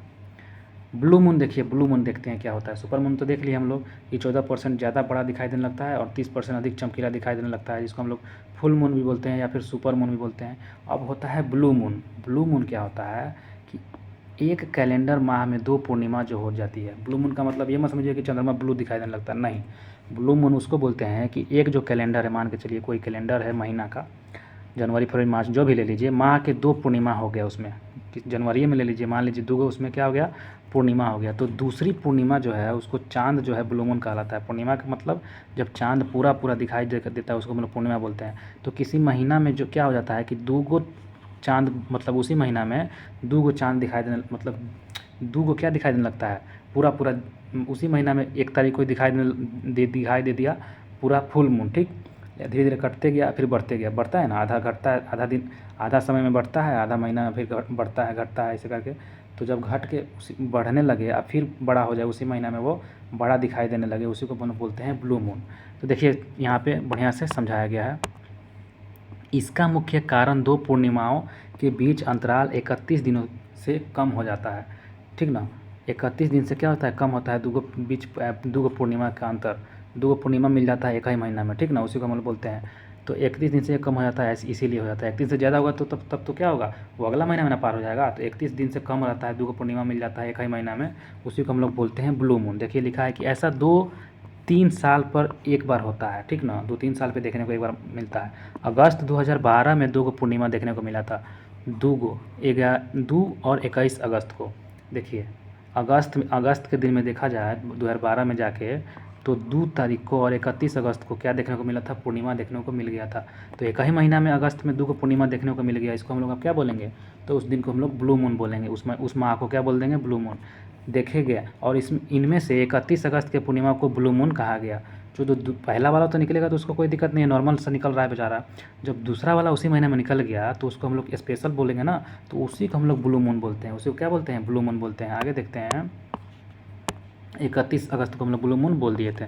जब किसी वर्ष विशेष में 2 या अधिक माह ब्लू मून के होते हैं, मून ईयर कहा जाता है, ठीक ना। जब किसी वर्ष में विशेष में या फिर 2 या अधिक माह ब्लू मून हो जाता है। अब एक साल में 2 गो ब्लू मून देखने को मिल जाए, वैसे तो 3-4 साल पे एगो निकलता है, लेकिन एक ही को साल में 2 गो ब्लू मून देखने को जब मिल जाए, 2 गो ब्लू मून कहने का मतलब कि अगस्त में दिखाई दे दिया है, फिर दिसंबर में भी दिखाई दे दे, तो अब उस साल को हम लोग क्या बोल देंगे, मून ईयर बोल देंगे। क्या बोल देंगे, मून ईयर बोल देंगे। तो वर्ष 2018 में ब्लू मून ईयर था, ठीक ना। 2018 में ब्लू मून ईयर, इसका मतलब 2 गो महीना ऐसा होगा जिसमें 2-2 को पूर्णिमा मतलब मिला होगा, 2 गो महीना में 2-2 को पूर्णिमा देखने को मिला होगा, ठीक ना। तो 2018 में ऐसा देखने को मिला था, ठीक है ना, याद रखिएगा। 2018 में ब्लू ईयर देखने को मिल गया था, ईयर। वर्ष 2018 में पहला ब्लू मून 31 जनवरी और दूसरा ब्लू मून 31 मार्च को, बोले थे ना। इसमें 31 जनवरी को देखने को मिल गया पहला ब्लू मून, और फिर मार्च में भी देखने को मिल गया दूसरा ब्लू मून। तो ये दोनों एक ही साल में देखने को मिल गया 2018 में। तो 2018 हमारा क्या बन गया, ब्लू मून ईयर बन गया 2018 स्पेशल। अब देखते हैं सी ऑफ ट्रैंक्विलिटी, देखिए क्या होता है। सी ऑफ ट्रैंक्विलिटी चंद्रमा पर वह स्थान है जहां अमेरिका का अंतरिक्ष यान अपोलो 11 उतरा था। तो अपोलो 11 जो था ये चंद्रमा पर उतारा था, किसने, नासा ने। और सी ऑफ ट्रैंक्विलिटी वो ऐसा स्थान है जहाँ पर उसने अपना अंतरिक्ष को, अपोलो 11 को उतारा था, ठीक ना, बस याद रखिएगा। शिव शक्ति क्या है, तो शिव शक्ति चंद्रमा का दक्षिणी ध्रुव पर वह स्थान है, दक्षिणी ध्रुव पर वह स्थान है शिव शक्ति जहाँ पर भारत का चंद्रयान तृतीय को लैंडर को उतारा गया था, लैंडर विक्रम को उतारा गया था, ठीक ना। तो शिव शक्ति हमारा स्पेशल याद रखिएगा, जहाँ दक्षिणी ध्रुव पर सबसे पहला देश वही है जो उतारा है दक्षिणी ध्रुव पर, कौन है, तो हमारा भारत है। चंद्रयान 3 जो लॉन्च हुआ था हम लोग देखे थे, तो लैंडर विक्रम को उतारा था वहाँ पे, शिव शक्ति नामक जगह उसको रख दिया गया। जो पहुँचेगा वही नामकरण करेगा, जाहिर सी बात है। जो तो अब सबसे पहले नासा पहुँचा था अमेरिका के, और उसने उत्तरी ध्रुव पर क्या लिख दिया था, सी ऑफ ट्रैंक्विलिटी नामक जगह रख दिया, उसका नाम अपोलो 11 को पहुँचाया था। तो हम लोग भी पहुँचाए दक्षिणी ध्रुव पर, तो उसका नाम रख दिए, जहाँ पे उतारे थे शिव शक्ति रख दिए, है ना। तो जहाँ भारत का चंद्रयान तृतीय लैंडर का विक्रम को उतारा गया था, याद रखिएगा, ठीक ना। अब आते हैं बौना ग्रह के बारे में थोड़ा पढ़ते हैं। बौना ग्रह कौन कौन सा है, 4 गो बौना ग्रह हम लोग देखे थे ना। कौन कौन सा देखे थे, यम देखे थे, सेरस देखे थे, कौन कौन सा देखे थे याद नहीं आ रहा है, नीचे देख दिया गया है यहाँ पे, यम, सेरस और अच्छा नीचे पढ़ने को मिलेगा, ठीक ना। और 333 कुछ ऐसे ही था। चलिए यम के बारे में देखते हैं। IAU ने इसका नया नाम 134-340 रखा है। बताइए ये नाम है, ये क्या है, कोड नाम है, कोड नाम है। यम का नया नाम है 134-34-0, 134-34-0 किसका नाम है, तो यम का नाम है, ठीक ना। किसने रखा है, तो IAU ने इसका नया नाम रखा है 134-34-0। क्लाड टामवो ने 1930 में खोज की थी इसका, टामो ने इसका खोज की थी, प्लूटो की खोज किसने की थी, क्लाड टामो ने 1930 ईस्वी में इसको खोजा था, यम को, प्लूटो को। अगस्त 2006 ईस्वी को हम लोग जानते हैं IOU की जो पराग सम्मेलन हुआ था उसको ग्रह कहलाने के मापदंड पर खरे नहीं उतर सका, इसलिए यम को क्या कर दिया, ग्रह की श्रेणी से हटाकर उसको बौना ग्रह की श्रेणी में डाल दिया गया था। यम को ग्रह की श्रेणी से निकाले जाने का कारण था आकार एवं चंद्रमा से छोटा होना, चंद्रमा से भी छोटा था और आकार से, ठीक ना, जो कि उपग्रह से भी छोटा होना ही होना चाहिए। इसकी कक्षा का वृत्ताकार नहीं होना, इसका जो कक्षा था वो वृत्त आकार नहीं था, है ना। काट दे रहा था, किसको काट रहा था, वरुण को काट रहा था ना, हाँ वरुण के कक्षा को काट दे रहा था। वरुण यहाँ पे लिखा भी है, वरुण की कक्षा को काटना। अब उसके बाद दूसरा देखते थे हम लोग, बौना ग्रह में सेरस था, सेरस। इसकी खोज इटली के खगोल शास्त्री पियाजी ने किया था, किसने किया था, पियाजी। इटली के कौन थे, इटली के खगोल शास्त्री थे पियाजी, इन्होंने सेरस जो है इसकी खोज इटली के खगोल शास्त्री पियाजी ने किया था। और देखिए IAU की नई परिभाषा के अनुसार इसे बौने ग्रह की श्रेणी में रखा गया था। इसे संख्या 1 से जाना जाएगा। इसका व्यास बुध का व्यास के 1/5 भाग है। तो IAU की जो नई परिभाषा थी इसी के अनुसार बौने ग्रह को श्रेणी में रखा गया। IAU की नई परिभाषा के अनुसार बौना ग्रह की श्रेणी में रखा गया, इसकी संख्या क्या रखा गया, तो 1 रखा गया, 1 रखा जाना जाएगा, ठीक ना। कोई बौना ग्रह रहेगा उसकी श्रेणी में जब रखा जाएगा उसकी संख्या को 1 से नवाजा जाएगा। और इसका व्यास जो है बुध के व्यास का 1/5 भाग है, किसका व्यास, तो सेरस का, है ना। IAU की नई परिभाषा के अनुसार इसके बौने ग्रह में श्रेणी में रखा गया था और इसकी संख्या 1 से जाना जाएगा, इसकी संख्या को, इसे संख्या 1 से जाना जाता है, सेरस को 1 से जाना जाता है, ठीक ना, याद रखिएगा। और इसका व्यास जो है बुध के व्यास का 1/5वां भाग है, बुध का जितना व्यास है उसका 1/5वां भाग है सेरस का। और इसको हम लोग 1 नंबर से नवाजते हैं, 1 नंबर से इसको बोलते हैं। अन्य बौना ग्रह भी देखे थे, याद यहाँ पे लिखा गया है, देखिए उसके बारे में मात्र इतना ही है कि अन्य बौने ग्रह है चेरॉन, और दूसरा 203 UB 313 हम लोग देखे थे, इसको इरिस भी बोलते हैं हम लोग, इरिस, तो 203 UV 313, अरे यार 2003 UV 313, 2003 UV 313 क्या है हमारा, तो बौना ग्रह है। और ये भी है अन्य बौना ग्रह, वो चेरॉन था, कौन था, चेरॉन था। अब देखिए सबसे इम्पोर्टेंट चीज़ हम लोग देखते हैं, सारणी को देखते हैं। किसे देखते हैं, सारणी को देखते हैं। तो देखिएगा दोस्तों, बुध के बारे में कह रहा है, इसका औसत घनत्व 5.43 है। बुध का घनत्व 5.43, वो छोड़िए, सबका देखने की ज़रूरत नहीं है। सबसे ज़्यादा किसका घनत्व है, सबसे ज़्यादा पृथ्वी का है, सबसे ज़्यादा पृथ्वी का घनत्व है। सबसे कम किसका है, सबसे शनि का सबसे कम था, 0.69 था ना।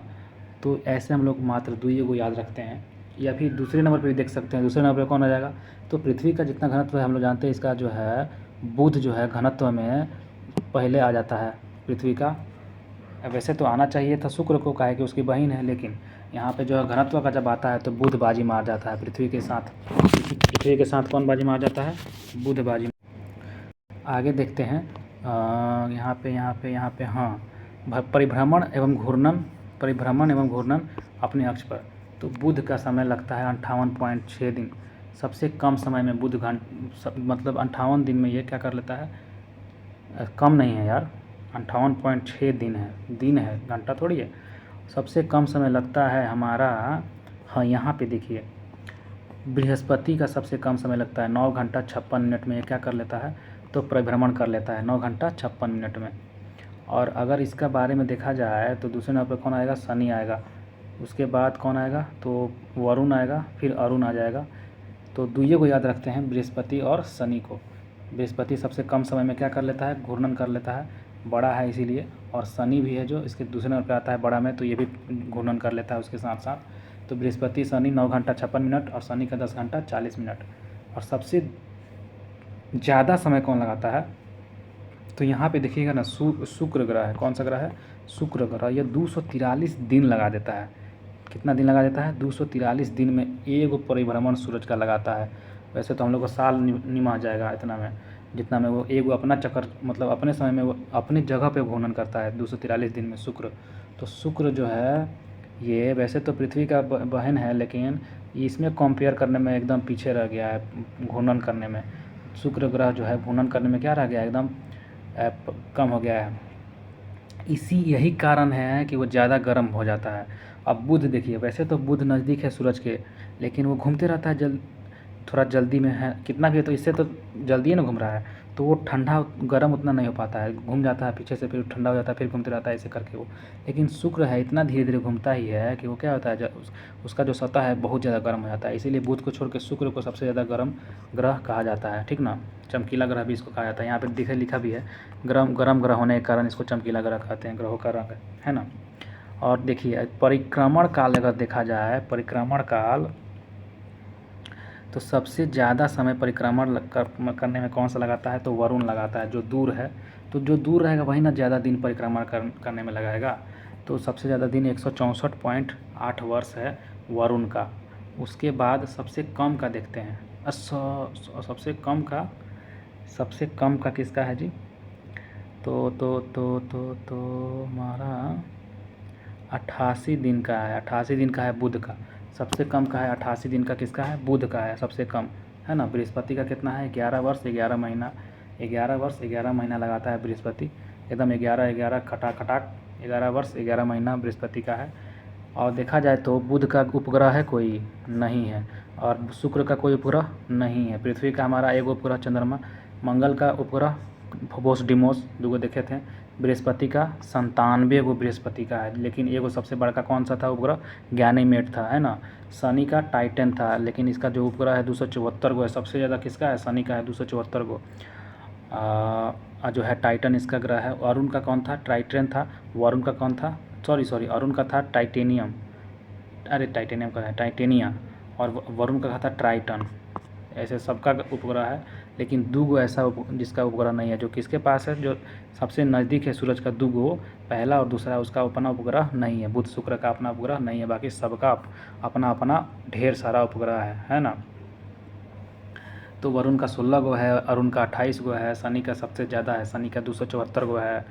अब यहाँ पे हम लोग देखते हैं, ये तो हो गया इम्पोर्टेंट। देखिए चमकीला ग्रह हम लोग देख लिए थे, शुक्र को बोलते हैं सबसे ज़्यादा गर्म होने के कारण। नीला ग्रह हमारा धरती है, सबको पता है। लाल ग्रह मंगल को बोलते हैं आयरन ऑक्साइड के कारण।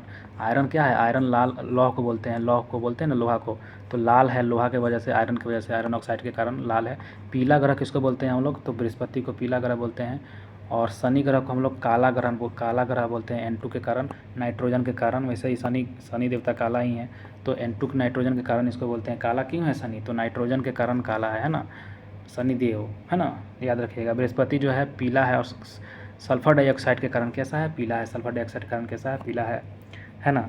और अरुण जो है, अरुण यह हरा और मीथेन के कारण होता है। यह हरा जो है अरुण मीथेन के कारण है हरा। हरा कलर का कौन है? मीथेन के कारण। वरुण क्या है? हल्का नीला, मीथेन के कारण ये भी है। वरुण जो है हल्का नीला है और मीथेन के कारण ये भी है। मीथेन के कारण दोनों है, मीथेन।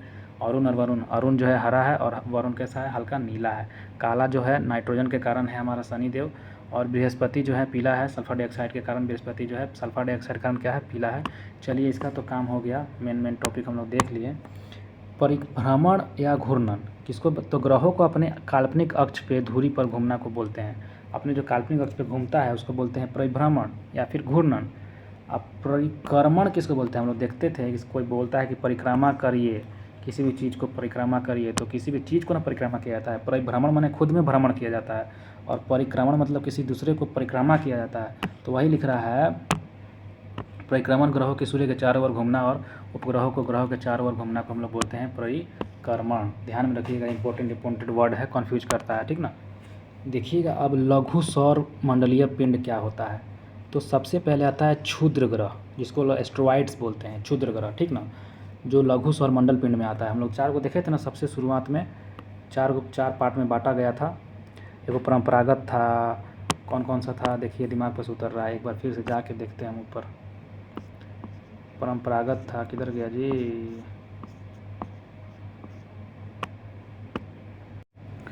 दोस्तों यहाँ था गया, देखिए 3 तरह से हम लोग बांटे थे सौरमंडल के जितना भी पिंड है, परंपरागत ग्रह, बौना ग्रह और लघु सौरमंडलीय पिंड।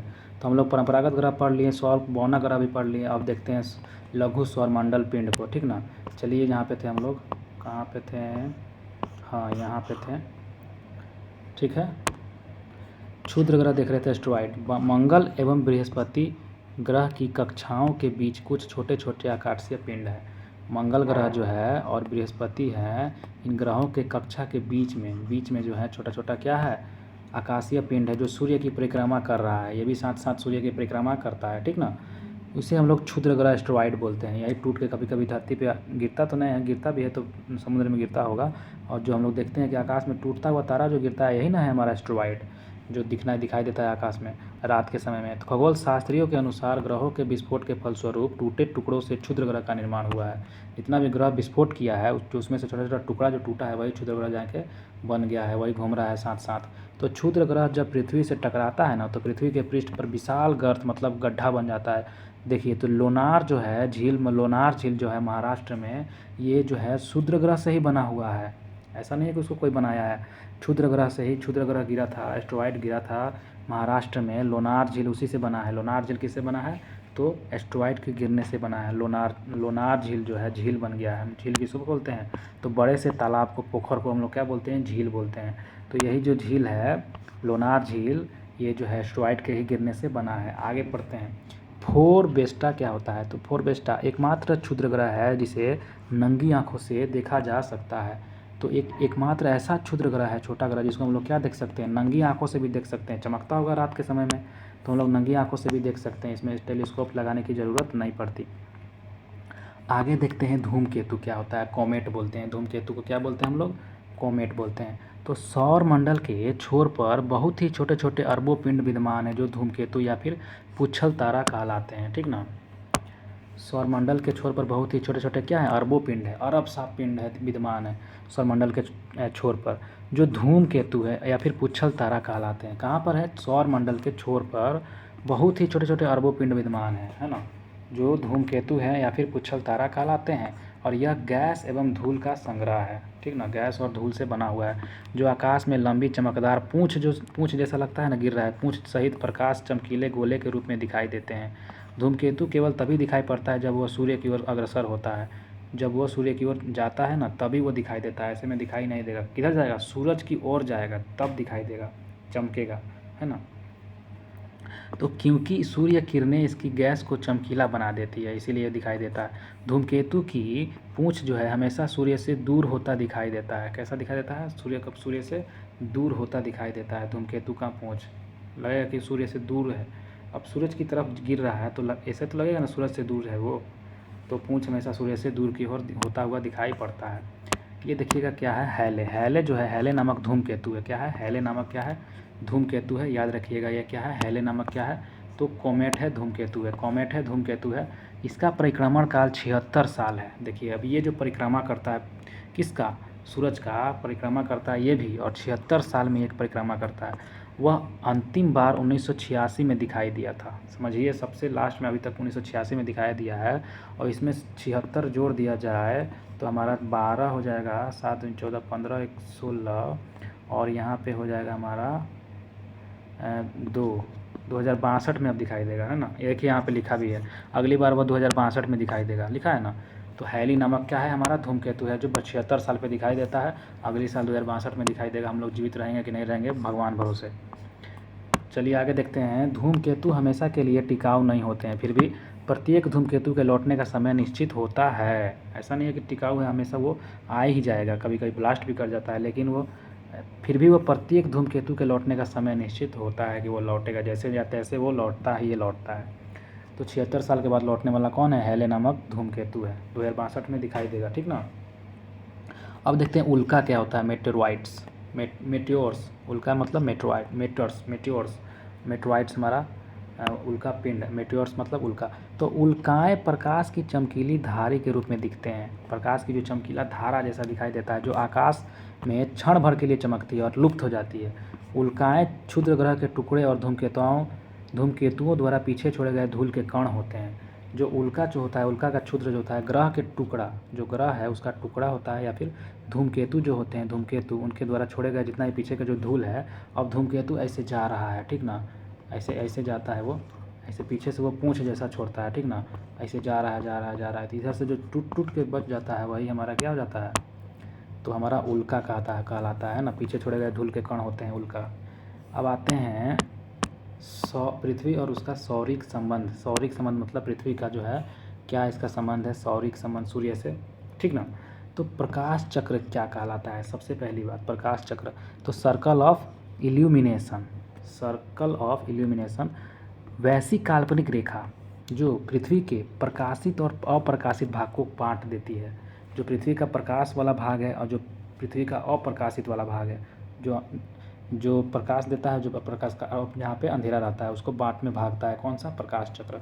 तो देखिए पृथ्वी की गतियाँ क्या है? पृथ्वी को 2 गतियाँ हैं। कैसी गति? घूर्णन गति और दैनिक, जिसको हम दैनिक गति भी बोलते हैं। घूर्णन गति के कारण ही दिन रात होता है, इसीलिए हम लोग इसको दैनिक गति भी बोलते हैं। तो घूर्णन गति के कारण ही दिन रात होता है, इसलिए हम इसको दैनिक गति बोलते हैं।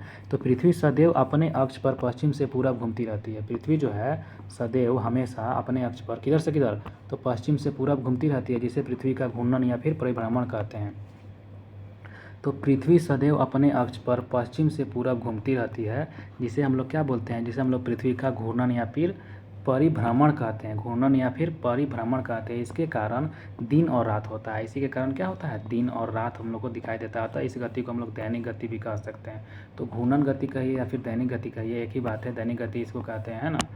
दिन और रात होता है, इसी की वजह से। आगे देखते हैं। पृथ्वी के अपनी धुरी पर घूमने के कारण भूमध्य रेखा व वस्तुओं का रेखीय वेग अन्य स्थानों की तुलना में अधिक होता है। पृथ्वी के अपनी धुरी पर घूमने के कारण भूमध्य रेखा जो है, भूमध्य रेखा जो 0 डिग्री विषुवत रेखा बोलते हैं भूमध्य रेखा, उस पर वस्तुओं का रेखीय वेग मतलब चाल अन्य स्थानों की तुलना में, स्पीड जो होता है अन्य स्थानों की तुलना में अधिक हो जाता है। कि यहाँ पे तो भूमध्य रेखा पर वस्तुओं का जो रेखीय वेग क्या हो जाता है? अन्य स्थानों की तुलना में, मतलब यहाँ या फिर यहाँ भी, जहाँ भी, इसके तुलना में जो है रेखीय वेग जो बीच वाला जगह है यहाँ पे अधिक हो जाता है। क्यों हो जाता है यहाँ पे? तो देखिए इसका कारण भूमध्य रेखा पर स्थित देश पृथ्वी के घूर्णन के जब उच्चतम रेखीय वेग का प्रतिनिधित्व करेगा। क्या करेगा? इसका कारण है कि भूमध्य रेखा पर स्थित देश जो है पृथ्वी के घूर्णन के उच्चतम रेखीय वेग के प्रतिनिधित्व करता है। क्या करता है? उच्चतम रेखीय वेग का प्रतिनिधित्व करता है, जो भूमध्य रेखा के सेंटर में पड़ता है जितना भी देश। तो भूमध्य रेखा 3 महाद्वीपों पे भूमध्य रेखा आता है 3 महाद्वीप में।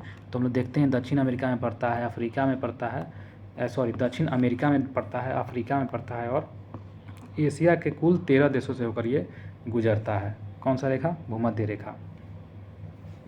एशिया के कुल 13 देशों से होकर ये गुजरता है। चलिएगा, भूमध्य रेखा। परिक्रमण, अब देखते हैं परिक्रमण। जो हम लोग जानते थे किसी भी चीज़ का परिक्रमा करते हैं उसको परिक्रमण बोलते हैं। इंग्लिश में रिवोल्यूशन, परिक्रमण या फिर वार्षिक गति। वार्षिक गति मतलब वर्ष माने साल, एक साल में जो घूमता है उसको वार्षिक गति बोलते हैं, परिक्रमण कहते हैं। मतलब परिक्रमा एक साल में जो चक्कर लगाता है सूरज का पृथ्वी, उसी को ना बोलेंगे। तो देखिए, पृथ्वी अपने अक्ष पर घूमने के साथ साथ सूर्य के चारों ओर भी एक क्या करता है? दीर्घवृत्तीय मार्ग। दीर्घवृत्तीय मार्ग मतलब अंडा के जैसा ऐसे, तो दीर्घवृत्तीय मार्ग पर परिक्रमा करती है, जिसे परिक्रमण या फिर वार्षिक गति कहते हैं। पृथ्वी को सूर्य की एक परिक्रमा पूरी करने में 365 दिन 6 घंटे का समय लगता है। कितना घंटा? तो पृथ्वी को सूर्य की एक परिक्रमा पूरा करने में, एक परिक्रमा पूरा करने में पृथ्वी को सूरज का 365 दिन 6 घंटे का समय लगता है ना। यही आगे देखते हैं अब दोस्तों। नक्षत्र दिवस। नक्षत्र दिवस क्या कहलाता है? सिडरल डे जो होता है, क्या कहता है? नक्षत्र दिवस। एक मध्याह्न रेखा के ऊपर किसी निश्चित नक्षत्र के उत्तरोत्तर 2 बार गुजरने के बीच की अवधि को नक्षत्र दिवस कहते हैं। माने कोई मध्याह्न एक रेखा है, एक मध्याह्न रेखा, उसके ऊपर किसी निश्चित नक्षत्र के उत्तरोत्तर 2 बार गुजरने के बीच की, उत्तरोत्तर कितना? 2 बार गुजरने की बीच की अवधि को हम लोग नक्षत्र दिवस कहते हैं। यह 23 घंटा और 56 मिनट की अवधि का होता है। कितना? 23 घंटे और 56 मिनट की अवधि का होता है, ठीक ना। इसको हम लोग नक्षत्र दिवस बोलते हैं। लोग जैसे भी देख चुके थे पीछे। और सोलर डे या फिर सौर्य दिवस, ये भी हम लोग देखे थे कि जब सूर्य को गतिहीन मान लेते हैं, मतलब वो रुका हुआ है ऐसा मानते हैं, और पृथ्वी के द्वारा उसका परिक्रमण का जो गणना है दिवसों के रूप में की जाती है, तब सौर दिवस ज्ञात होता है, ठीक ना। और इसकी अवधि पूरे 24 घंटे होती है। सौर दिवस कितना? 24 घंटा के लिए। और नक्षत्र दिवस कितना? 23 घंटा 56 मिनट। याद रखिएगा, नक्षत्र दिवस और सौर दिवस में अंतर यही है कि नक्षत्र दिवस जो है वो 23 घंटा 56 मिनट के लिए आता है, और सौर दिवस जो होता है वो पूरा 24 घंटे के लिए आता है, ठीक ना। तो अपने परिक्रमा पथ में पृथ्वी सूर्य के चारों ओर 29.8 किलोमीटर पर सेकेंड के वेग से चक्कर लगाती है। हम लोग ऊपर भी देखे थे कि जो है पृथ्वी जो है अपनी परिक्रमा पथ में पृथ्वी जो है सूर्य के चारों ओर कितना स्पीड से चलता है? तो 29.8 किलोमीटर पर सेकेंड की स्पीड से चलता है ना, चक्कर लगाता है। आगे देखते हैं उपसौर होता क्या है और अपसौर होता क्या है। बहुत इंपॉर्टेंट क्वेश्चन दोस्तों। चलिए उपसौर के बारे में देखते हैं, ठीक ना। एपीहेलियन, पेरिहेलियन। पेरी को बोलते हैं उपसौर, एपीहेलियन को बोलते हैं अपसौर। अ से एपी, अ से अपसौर, ऐसे करके कोरिलेट कर लेना। पृथ्वी जो है सूर्य की परिक्रमा दीर्घवृत्तीय कक्षा में करती है। जैसा कि हम लोग जानते हैं दीर्घवृत्तीय का अर्थ क्या हुआ गया? तो ऐसे अंडा के जैसा, ठीक है। तो दीर्घवृत्तीय कक्षा में करती है, जिसके एक फोकस पर सूर्य होता है, ठीक ना। ऐसे हम लोग बना दिए, और यहाँ पे हमारा सूर्य है, ठीक, मान के चलिए ये हमारा सूर्य हो गया। जब पृथ्वी सूर्य के अधिक पास होती है तो उसे उपसौर कहते हैं। जैसा कि हम लोग जानते हैं, देखिए ऐसे ऐसे जाता है, ऐसे ऐसे पृथ्वी जाता है, घूमते घूमते जाता है ना। तो जब पास में आता है तो उसको बोलते हैं हम लोग उपसौर। पास में है तो क्या होता है? अत्यधिक पास में होता है तो उसको बोलते हैं उपसौर। यहाँ पे जो आ गया ये उपसौर कहता है। और ऐसी स्थिति में 3 जनवरी को होती है। कब होती है उपसौर? 3 जनवरी को होती है। यानी 3 जनवरी को पृथ्वी जो है सूर्य के सबसे निकट होती है, 3 जनवरी को, याद रखिएगा। उपसौर कब होता है? 3 जनवरी को। यहाँ पे 3 लिखा भी हुआ है, उप में देखा जाए ना, उप में क्या लिखा गया है? 3 लिखा गया है ना। ऐसी स्थिति में पृथ्वी सूर्य की परिक्रमा के बीच की दूरी कितना हो जाती है? तो 14.70 करोड़ किलोमीटर हो जाती है।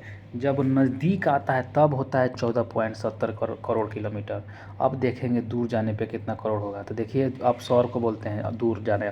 यानी पृथ्वी जब सूर्य से अधिकतम दूरी पर होती है तो उसे हम लोग उसको हम लोग बोलते हैं अपसौर। क्या बोलते हैं? अपसौर कहते हैं। ऐसी स्थिति में 4 जुलाई आता है अपसौर। यहाँ पे भी देख सकते हैं जो है ऐसी स्थिति में 4 जुलाई को, तो 3 जनवरी 4 जुलाई ऐसे याद कर लीजिएगा। 3 जनवरी को उपसौर, 4 जुलाई को अपसौर।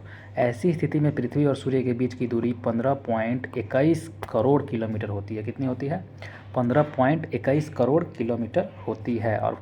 और जब जो उपसौर के समय रहता है उस समय कितना करोड़ किलोमीटर रहता है, तो 14.70, थोड़ा सा कम हो जाता है तो 14.70 करोड़ किलोमीटर रहता है। और जब दूर जाता है तो 15.21 करोड़ किलोमीटर रहता है। इसलिए हम लोग एवरेज बोल देते हैं 15 करोड़ किलोमीटर है ना सूरज पृथ्वी से दूर।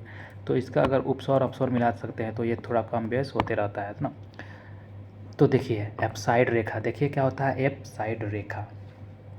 तो उपसौरिक एवं अपसौरिक को मिलाने वाली काल्पनिक रेखा जो होता है सूर्य के केंद्र से गुजरती है। ठीक है, सूर्य के केंद्र से गुजरती है उपसौरिक और अपसौरिक को मिलाने वाली काल्पनिक रेखा, इसे हम लोग एप्साइड रेखा कहते हैं। ठीक ना, इसे हम लोग क्या बोलते हैं, एप्साइड रेखा कहते हैं।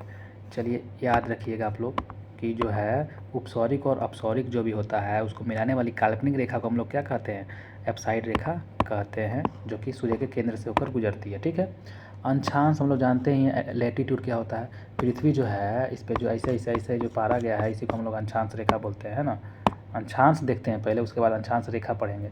तो लैटीट्यूड, तो विषुवत वृत्त से उत्तर या फिर दक्षिण दिशा में स्थित किसी भी स्थान की कोणीय दूरी को अंशांश कहते हैं। ठीक ना, विषुवत जो हो गया, विषुवत वृत्त से उत्तर या फिर दक्षिण दिशा में स्थित किसी स्थान को, किसी स्थान की जो कोणीय दूरी होती है, कोणीय दूरी को हम लोग बोलते हैं अंशांश। ठीक ना, यह कोण पृथ्वी के केंद्र पर बनता है। पृथ्वी के कहाँ बनता है, केंद्र पर बनता है। जो पृथ्वी है और यहाँ पे इसका केंद्र है, यहीं पे इसका क्या बनेगा, कोण बनेगा। जो भी बनना रहेगा तो ये जैसा बन जाए है ना, यही इसका कोण बनता है ना। तो वही कह रहा है अंशांश कोण इसको कहते हैं। जब हम उत्तर से किधर देखते हैं, उत्तर से दक्षिण दिशा में देखते हैं, तो कोण जब बनेगा ऐसे करके तो ऐसे ही ना बनता है, उत्तर से दक्षिण ऐसे ऐसे ऐसे करके कोण बनता है। तो उत्तर से दक्षिण देखते हैं, इसको हम लोग अंशांश कहते हैं। यह कोण पृथ्वी के केंद्र पर बनता है और इसे विषुवत वृत्त से दोनों ओर अंशों में मापा जाता है। विषुवत वृत्त जो है, विषुवत वृत्त 0 डिग्री, उसके दोनों ओर अंश में मापा जाता है। विषुवत वृत्त 0 अंश के अंशांश और अंतर प्रदर्शित करता है। जो सबसे लंबा होता है ना, 0 डिग्री होता है जो सबसे लंबा होता है, 0 डिग्री अंशांश, और सबसे दीर्घतम होता है अंशांश, और पृथ्वी की परिधि पर केंद्रित होता है। पृथ्वी की किस पर केंद्रित होता है, परिधि पर केंद्रित होता है। विषुवत वृत्त की उत्तरी एवं दक्षिणी दिशा में 1 डिग्री के अंतराल से खींचे जाने पर 90 अंशांश वृत्त हो जाता है। ठीक ना, जो विषुवत वृत्त है उसके उत्तर और दक्षिण दिशा में, ऊपर और नीचे 1-1 डिग्री के अंतराल से खींचा जाएगा तो 90 का अंशांश वृत्त हो जाएगा। 90 180 हो जाएगा ना अंशांश 180 को। आज जो है यानी किसी भी स्थान का अंशांश 90 से अधिक नहीं हो सकता है। किसी भी स्थान का जो है अंशांश 90 से अधिक नहीं हो पाएगा, जब 90 के ऊपर 90 के नीचे। और जो है विषुवत वृत्त के उत्तरी भाग को उत्तरी गोलार्ध और दक्षिणी भाग को दक्षिणी गोलार्ध कहते हैं। क्या कहते हैं, विषुवत वृत्त के ऊपरी भाग को उत्तरी गोलार्ध और दक्षिणी भाग को दक्षिणी गोलार्ध। यहाँ पे जो देखिएगा 90-90 दिया है ना, इसको बढ़िया से एक बार समझिए। जो अंशांश होता है, ठीक है, तो ये बीच में 0 डिग्री है, यहाँ पे पारा गया है, तो यहाँ तक पारा गया है 90 गो, कगो 90 गो, और यहाँ से नीचे भी पारा गया है 90 गो, कगो 90 गो। तो 90-90 180 हो गया, कितना हो गया, 180 हो गया। ठीक है, और बीच वाला जो है वो एगो कितना हो गया, 181 हो गया। कितना हो गया, 181 हो गया, 181 हो गया ना। लेकिन जो है हम लोग का जो ये है ऊपर में और जो नीचे में है, ये जो है बिंदु होता है। क्या होता है, बिंदु होता है। ये रेखा तो नहीं है, तो रेखा बोलेगा तो ये बिंदु है। तो ये दोनों को हम लोग क्या कर देते हैं, -2 कर देते हैं। तो हमारा आंसर आ जाता है 179। क्या हो जाता है, 179 हमारा आंसर आ जाता है। पूछेगा कि बताइएगा कितना है अंशांश रेखा, तो 179 अंशांश रेखा है। ठीक ना, और आगे देखिएगा, यहाँ पे अब ऊपर चलते हैं। हमारा इम्पोर्टेंट अंशांश समानांतर पढ़ते हैं। देखिए क्या है अंशांश समानांतर, पैरेलल्स ऑफ लैटीट्यूड, काल्पनिक रेखाओं का एक ऐसा समूह जो पृथ्वी के चारों ओर पूरब से पश्चिम दिशा में विषुवत रेखा के समानांतर खींचा जाता है। जो है पूरब से पश्चिम दिशा में, पूरब से पश्चिम, इधर पूरब हो गया, इधर पश्चिम हो गया, इसी दिशा में इसे खींचा जाता है, जिसको हम लोग अंशांश रेखा कहलाता है। ठीक ना, तो अंशांश और अंशांश रेखा में हम लोग अंतर देख लिए थे। ठीक ना, अंशांश किधर से किधर, अंशांश को उत्तर दक्षिण में हम लोग पारते हैं, कोण बनाते हैं, उसी को अंशांश बोलते हैं।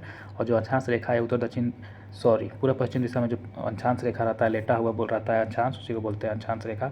अथवा भूमध्य रेखा से एक समान कोणीय दूरी वाले स्थानों को मिलाने वाली रेखा को हम लोग अंशांश रेखा कहते हैं। अथवा जो है भूमध्य रेखा जो है बीच में, उसके एक समान कोणीय दूरी वाले स्थानों को मिलाने वाली रेखा को हम लोग क्या कह सकते हैं, अंशांश रेखा कह सकते हैं। एक समान कोणीय दूरी वाले स्थानों को मिलाने वाली रेखा को क्या कह सकते हैं, अंशांश रेखा कहते हैं। भूमध्य रेखा 0 डिग्री अंशांश रेखा है, अतः इस पर स्थित सभी स्थानों का अंशांश 0 ही होगा। भूमध्य रेखा के उत्तर में स्थित अक्षांश रेखाओं के उत्तरी अक्षांश और रेखा दक्षिण में दक्षिणी अक्षांश, ठीक ना। दो अक्षांश रेखाओं के मध्य की दूरी 111 किलोमीटर होती है। दो अक्षांश रेखा के मध्य की दूरी कितना हो जाएगी, मान के चलिए ये हमारा है, यहाँ से यहाँ पे जो है 111 किलोमीटर का दूरी होता है। कितना, 111 किलोमीटर का दूरी होता है दो अक्षांश रेखा के बीच में। यदि अक्षांश समानांतरों को 1 डिग्री के अंतराल पर खींचते हैं, कितना, 1 डिग्री पर, तो उत्तरी दक्षिणी और दोनों गोलार्धों में 89 अक्षांश समानांतर होंगे। 89 को जो अक्षांश होगा वो कैसा होगा, बराबर। समानांतर होता है मतलब एक बराबर ही रहता है ना, कम बेस ऐसे करके होता है। तो इस प्रकार विषुवत वृत्त को लेकर अक्षांश समानांतर की कुल संख्या हम बताया कितना हो गया था, 179 हो जाता है। क्यों, क्योंकि ऊपर जो है उत्तरी ध्रुव पर दक्षिण ध्रुव पर वो जो बिंदु है रेखा नहीं होता है ना, तो 2 घटा देते हैं और एगो बढ़ा क्यों देते हैं, तो एगो जो है 0 डिग्री रेखा है वो भी तो रेखा ही है, इसलिए +1 कर देते हैं, तो 2 घटा देते हैं और एगो जोड़ देते हैं, 179 हमारा हो जाता है। भूमध्य रेखा के उत्तर में 23.5 डिग्री अक्षांश को कर्क रेखा बोलते हैं और दक्षिण में 23.5 डिग्री अक्षांश को मकर रेखा कहते हैं, ठीक है। ये तो आसान है, सबको पता होगा। भूमध्य रेखा के उत्तर में 66.5 डिग्री जो है अक्षांश को आर्कटिक वृत्त बोलेंगे और दक्षिण में जो है 66.5 डिग्री को अक्षांश को क्या बोलते हैं, अंटार्कटिक वृत्त। तो यहाँ पे हम लोग बढ़िया से समझते हैं, ये जो हमारा पृथ्वी है, यहाँ पे हमारा 0 डिग्री विषुवत रेखा है, यहाँ पे हमारा क्या है, कर्क रेखा है, यहाँ पे हमारा क्या है, मकर रेखा है। ये हमारा कर्क रेखा हो गया, ये हमारा मकर रेखा हो गया। इसके ऊपर जाएंगे तो हमारा क्या हो जाएगा, ऊपर में आएगा तो आर्कटिक रेखा और नीचे में होगा तो अंटार्कटिक रेखा, ठीक ना। कर्क रेखा, मकर रेखा, फिर ऊपर आर्कटिक, फिर अंटार्कटिक रेखा, जो कि 66.5 डिग्री पर होता है। आर्कटिक और अंटार्कटिक कितना पे होता है, 66.5 डिग्री। ऊपर वाला को नॉर्थ बोलेंगे, नीचे वाला को साउथ बोलेंगे। वैसे ही कर्क रेखा जो है नॉर्थ में है और साउथ में क्या है, मकर रेखा है साउथ में। ऐसे हम लोग देख लेते हैं ध्यान से, है ना। तो कर्क रेखा 16 देशों से होकर गुजरती है। जो हमारा कर्क रेखा है इसमें से भारत भी है ना, भारत भी कर्क रेखा से गुजरता है। तो कर्क रेखा जो है 16 देशों से गुजरती है, जो 3 महाद्वीप से फैला हुआ है कर्क रेखा। कौन कौन सा महाद्वीप, सबसे पहला एशिया महादेश में बांग्लादेश, भारत, म्यांमार, चीन, ताइवान, सऊदी अरब, संयुक्त अरब अमीरात। आगे देखिए कितना सारा है, बांग्लादेश, भारत, चीन, म्यांमार तो हो ही गया, ताइवान, सऊदी अरब, संयुक्त अरब अमीरात और ओमान। अफ्रीका महादेश में कौन कौन सा, माली,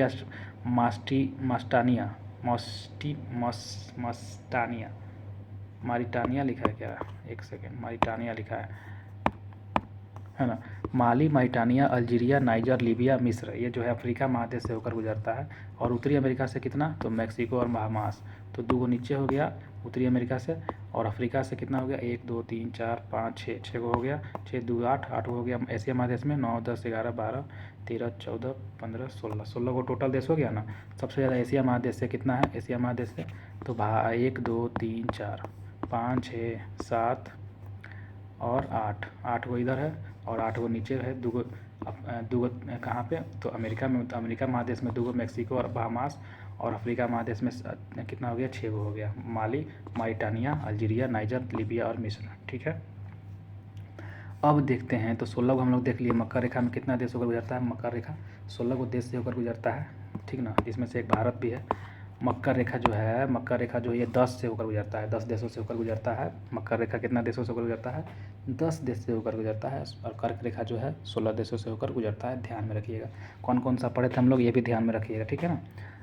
यह देश जो है Chile, Argentina, Paraguay, Brazil, Namibia, Botswana, दक्षिण अफ्रीका, मोजाम्बिक, मेडागास्कर, ऑस्ट्रेलिया। कौन कौन सा मकर रेखा पे 10 गो देश कौन कौन सा है, यहाँ पे पूछ देगा कौन सा नहीं है तो मुँह बता दीजिएगा।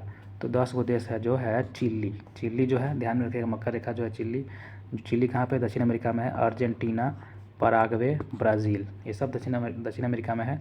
नामीबिया, बोत्सवाना, दक्षिण अफ्रीका, मोजाम्बिक, मेडागास्कर और ऑस्ट्रेलिया, ठीक ना। ये सब जो देश हैं, हमारा ऑस्ट्रेलिया भी मकर रेखा में पड़ता है। अफ्रीका तो है, ये है अफ्रीका तो तीनों में पड़ता है, कर्क रेखा, मकर रेखा, विषुवत रेखा, तीनों में। मोजाम्बिक, मेडागास्कर और ऑस्ट्रेलिया, ये सब भी ध्यान में रखिएगा। विषुवत रेखा 13 देशों से होकर गुजरती है, कितना, 13। विषुवत रेखा 13 देशों से होकर गुजरती है। कर्क रेखा 16 देखे थे, मकर रेखा 10 देखे थे, विषुवत रेखा 13 देखे थे, ठीक है।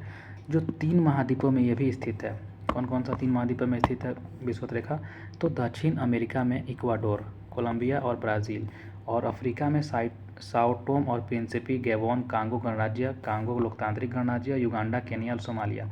और एशिया में देखा जाए तो मालदीव, इंडोनेशिया और किरीबाती। एशिया में कौन कौन सा? मालदीव है, इंडोनेशिया है और किरीबाती है। मालदीव से गुजरता है वो हम लोग के बगल में जो है पड़ोसी देश मालदीव, और इंडोनेशिया और हमारा किरीबाती, ये 3 जगह से वो एशिया में गुजरता है। बाकी जो हम लोग देख लिए थे विषुवत रेखा जो है दक्षिण अमेरिका के इक्वाडोर, कोलंबिया और ब्राज़ील, अफ्रीका में साओ टोम और प्रिंसिपी, गैबोन, कांगो गणराज्य और कांगो लोकतांत्रिक गणराज्य, युगांडा, केन्या, सोमालिया से होकर गुजरता है। युगांडा, केन्या, सोमालिया, कांगो हो गया, युगांडा, केन्या, सोमालिया हो गया, और कौन कौन सा हो गया? साओ टोम और प्रिंसिपिया, गैबोन। चलिए अब देखते हैं देशांतर रेखा के बारे में। बहुत देख लिया अक्षांशों के बारे में, अब देखते हैं लॉन्गिट्यूड, देशांतर रेखाएँ है ना। एप्टीट्यूड तो देख लिए, लॉन्गिट्यूड देख लेते हैं, लैटीट्यूड देख लिए, अब क्या देखते हैं? लॉन्गिट्यूड। तो लैटीट्यूड अक्षांश हो गया, लॉन्गिट्यूड देशांतर हो गया। ग्रीनविच रेखा से, ग्रीनविच रेखा जो है, जो अब देखिए अब जो है देशांतर किसको बोलेंगे? जो ऐसे ऐसे पारा गया है, ऊपर नीचे ऊपर नीचे ऊपर नीचे, है ना। तो यहाँ भी 0 डिग्री होता है, जो बीच में रहता है, जो ग्रीनविच रेखा बोलते हैं, ठीक ना। इसको क्या बोलते हैं? बीच वाला को ग्रीनविच रेखा, ठीक है। तो देखिए ग्रीनविच रेखा से किसी स्थान की कोणात्मक दूरी, उस स्थान को देशांतर कहते हैं। तो देशांतर का अर्थ होता है कोण बनाना, है कि ना। जैसे अक्षांश में हम लोग देख रहे थे कि कोण बना रहा था, वैसे ही देशांतर भी क्या बनाता है? कोण। अथवा उत्तरी तथा दक्षिणी ध्रुवों को मिलाने वाली काल्पनिक रेखा को देशांतर रेखा कहते हैं। उत्तरी और दक्षिणी ध्रुवों को मिलाने वाली काल्पनिक रेखा को देशांतर रेखा कहते हैं। जैसा कि अभी हम लोग देखे थे, देशांतर रेखाओं की लंबाई बराबर होती है। कैसी होती है? देशांतर रेखाओं की लंबाई बराबर ही होती है। ये रेखाएं समानांतर नहीं होती है। लेकिन ये समानांतर क्यों नहीं होती है? क्योंकि हम लोग जो देखे थे अक्षांश रेखा, ये तो एक बराबर था, ऐसे ऐसे ऐसे ऐसे, ठीक। लेकिन ये जो होता है देशांतर रेखा, ये होता है ऊपर नीचे। तो बीच वाला तो सीधा रहेगा, लेकिन इसके बाद जो रहेगा ये धीरे धीरे ऐसे ऐसे रहता है। कैसे रहता है? ऐसे ऐसे। तो जब ये ऐसे ऐसे रहेगा तो ये एक बराबर समानांतर कहाँ है? यहाँ पे देखिए कितना मोटा है, यहाँ पे पतला है ना, यहाँ पे पतला है, यहाँ पतला है। तो ये जो है समानांतर नहीं होता है, ठीक ना, ध्यान में रखिएगा। ये रेखाएं उत्तरी तथा दक्षिणी ध्रुव पर एक बिंदु पर मिल जाती है, इसीलिए समानांतर नहीं होती है। ऊपर नीचे क्या मिल जाती है। ध्रुवों से विषुवत रेखा की ओर बढ़ने पर देशांतरों के बीच की दूरी भी बढ़ जाती है। जो ध्रुव है, ध्रुव से अगर हम लोग विषुवत रेखा पर जाएंगे, ध्रुवों से कहाँ जाएंगे? तो विषुवत रेखा की ओर जाएंगे, बीच में जाएंगे, तो बढ़ने पर देशांतरों के बीच की दूरी बढ़ जाती है। जैसे हम बताए थे ना कि ऐसे रहता है और ऐसे ऐसे ऐसे ऐसे इसमें देशांतर रेखा पारा गया है ना, बीच में भी 0 डिग्री है। तो जो है यहाँ पे हम लोग देखेंगे, यहाँ पे ज़्यादा मोटा है, यहाँ पे पतला है, यहाँ पे पतला है। तो ये ध्रुव हो गया हमारा नीचे ऊपर। अब ध्रुवों से हम लोग विषुवत रेखा पे जाएंगे, विषुवत रेखा यही ना 0 डिग्री, तो यहाँ तक जाएंगे हम लोग, तो क्या होगा? चौड़ाई बढ़ रहा है इसका, यहाँ पे पतलाई था। तो ऐसे करके यह बोल रहा है कि ये रेखाएं उत्तरी तथा दक्षिणी ध्रुव पर बिंदु पर मिल जाती है और ध्रुव पर विषुवत रेखा की ओर जाने पर देशांतरों के बीच की दूरी क्या हो जाती है? बढ़ती जाती है, तथा विषुवत रेखा पर इसके बीच की दूरी अधिकतम 111.32 किलोमीटर हो जाती है। तो हम लोग अक्षांश में देखे थे कि 111 पर सारा का सारा था एक बराबर समानांतर, और लेकिन जो है ये जो है देशांतर रेखा जो है, ये इसको ऊर्ध्वाधर रेखा भी बोल सकते हैं। तो ये 111.32 किलोमीटर है। ज़्यादा है, क्यों ज़्यादा है? क्योंकि ये एक बराबर समानांतर नहीं होता है। तो ये इसकी विषुवत रेखा पे इसकी अधिकतम दूरी कितनी हो जाएगी? 111.32 किलोमीटर, याद रखिएगा। चलिए, देशांतर रेखाओं को एक समान होने के कारण इसकी गणना में कठिनाई थी। जो देशांतर रेखा है, देशांतर रेखाओं को एक समान होने के कारण इसकी जो गणना में कठिनाई थी, इसीलिए सभी देशों ने सर्वसम्मति से यह निश्चित किया कि ग्रीनविच वेधशाला से गुजरने वाली देशांतर रेखा से गणना शुरू की जाएगी। जो बीच में है 0 डिग्री, उसी से हम लोग गणना शुरू करेंगे, और जो राइट साइड में जितना भी जाएगा रेखा, देशांतर रेखा, उसको हम लोग प्लस में जोड़ते जाएंगे टाइम को, और पीछे जो जाएगा मतलब बायां साइड में, उसमें माइनस करते जाएंगे समय को। ऐसे करके उन्होंने जो है वैज्ञानिकों ने अपना दिमाग लगाया था, ठीक ना। अतः इसे हम प्रधान मध्याह्न रेखा भी कहते हैं, जो बीच में होता है। देशांतर रेखा जो मान 0 डिग्री है, उसको हम लोग प्रधान मध्याह्न रेखा भी बोल सकते हैं ना, 0 डिग्री को। इससे हम ग्रीनविच रेखा भी बोल सकते हैं। इससे हम 180 डिग्री पूरब तथा 180 डिग्री पश्चिम देशांतर की गणना कर लेते हैं। जैसा कि हम लोग देखे थे, बीच में था ना 0 डिग्री, यही 0 डिग्री है। इधर हम लोग धीरे धीरे ऐसे ऐसे ऐसे ऐसे जाते जाएंगे, है ना, ऐसे ऐसे ऐसे ऐसे ऐसे जाते जाएंगे। तो धीरे धीरे क्या होता है, यही 180 डिग्री पूरब में जाएंगे। यहाँ से हम लोग इधर जाएंगे तो 180 डिग्री प्लस में जाएंगे, और इधर जाएंगे तो 180 डिग्री माइनस में जाएंगे, ठीक ना। तो इसे हम 180 डिग्री पूरब तथा 180 डिग्री पश्चिम देशांतरों की गणना करते हैं। प्रधान मध्याह्न रेखा की बाईं ओर की रेखाओं को हम लोग पश्चिमी देशांतर, बाईं वाला को पश्चिम और दाहिना वाला को पूर्वी देशांतर कहते हैं। जैसा कि अभी हम लोग देखे थे, ये क्रमशः पश्चिमी गोलार्ध एवं पूर्वी गोलार्ध कहलाता है, ठीक ना। पश्चिमी गोलार्ध कहलाएगा पीछे वाला, पश्चिम वाला, और पूर्वी गोलार्ध दायां वाला। 180 डिग्री पूर्व तथा 180 डिग्री पश्चिम देशांतर एक ही देशांतर है, ठीक ना। अगर 180 डिग्री पूरब में जाएंगे और 180 डिग्री पश्चिम में जाएंगे तो घूम के कहाँ जाएगा, वो एक ही जगह पे जाकर मिल जाएगा। इसीलिए यहाँ पे कह रहा है कि जो 180 डिग्री पूरब और 180 डिग्री पश्चिम जो देशांतर है वो मात्र एक ही देशांतर है, जिसको हम लोग देख सकते हैं।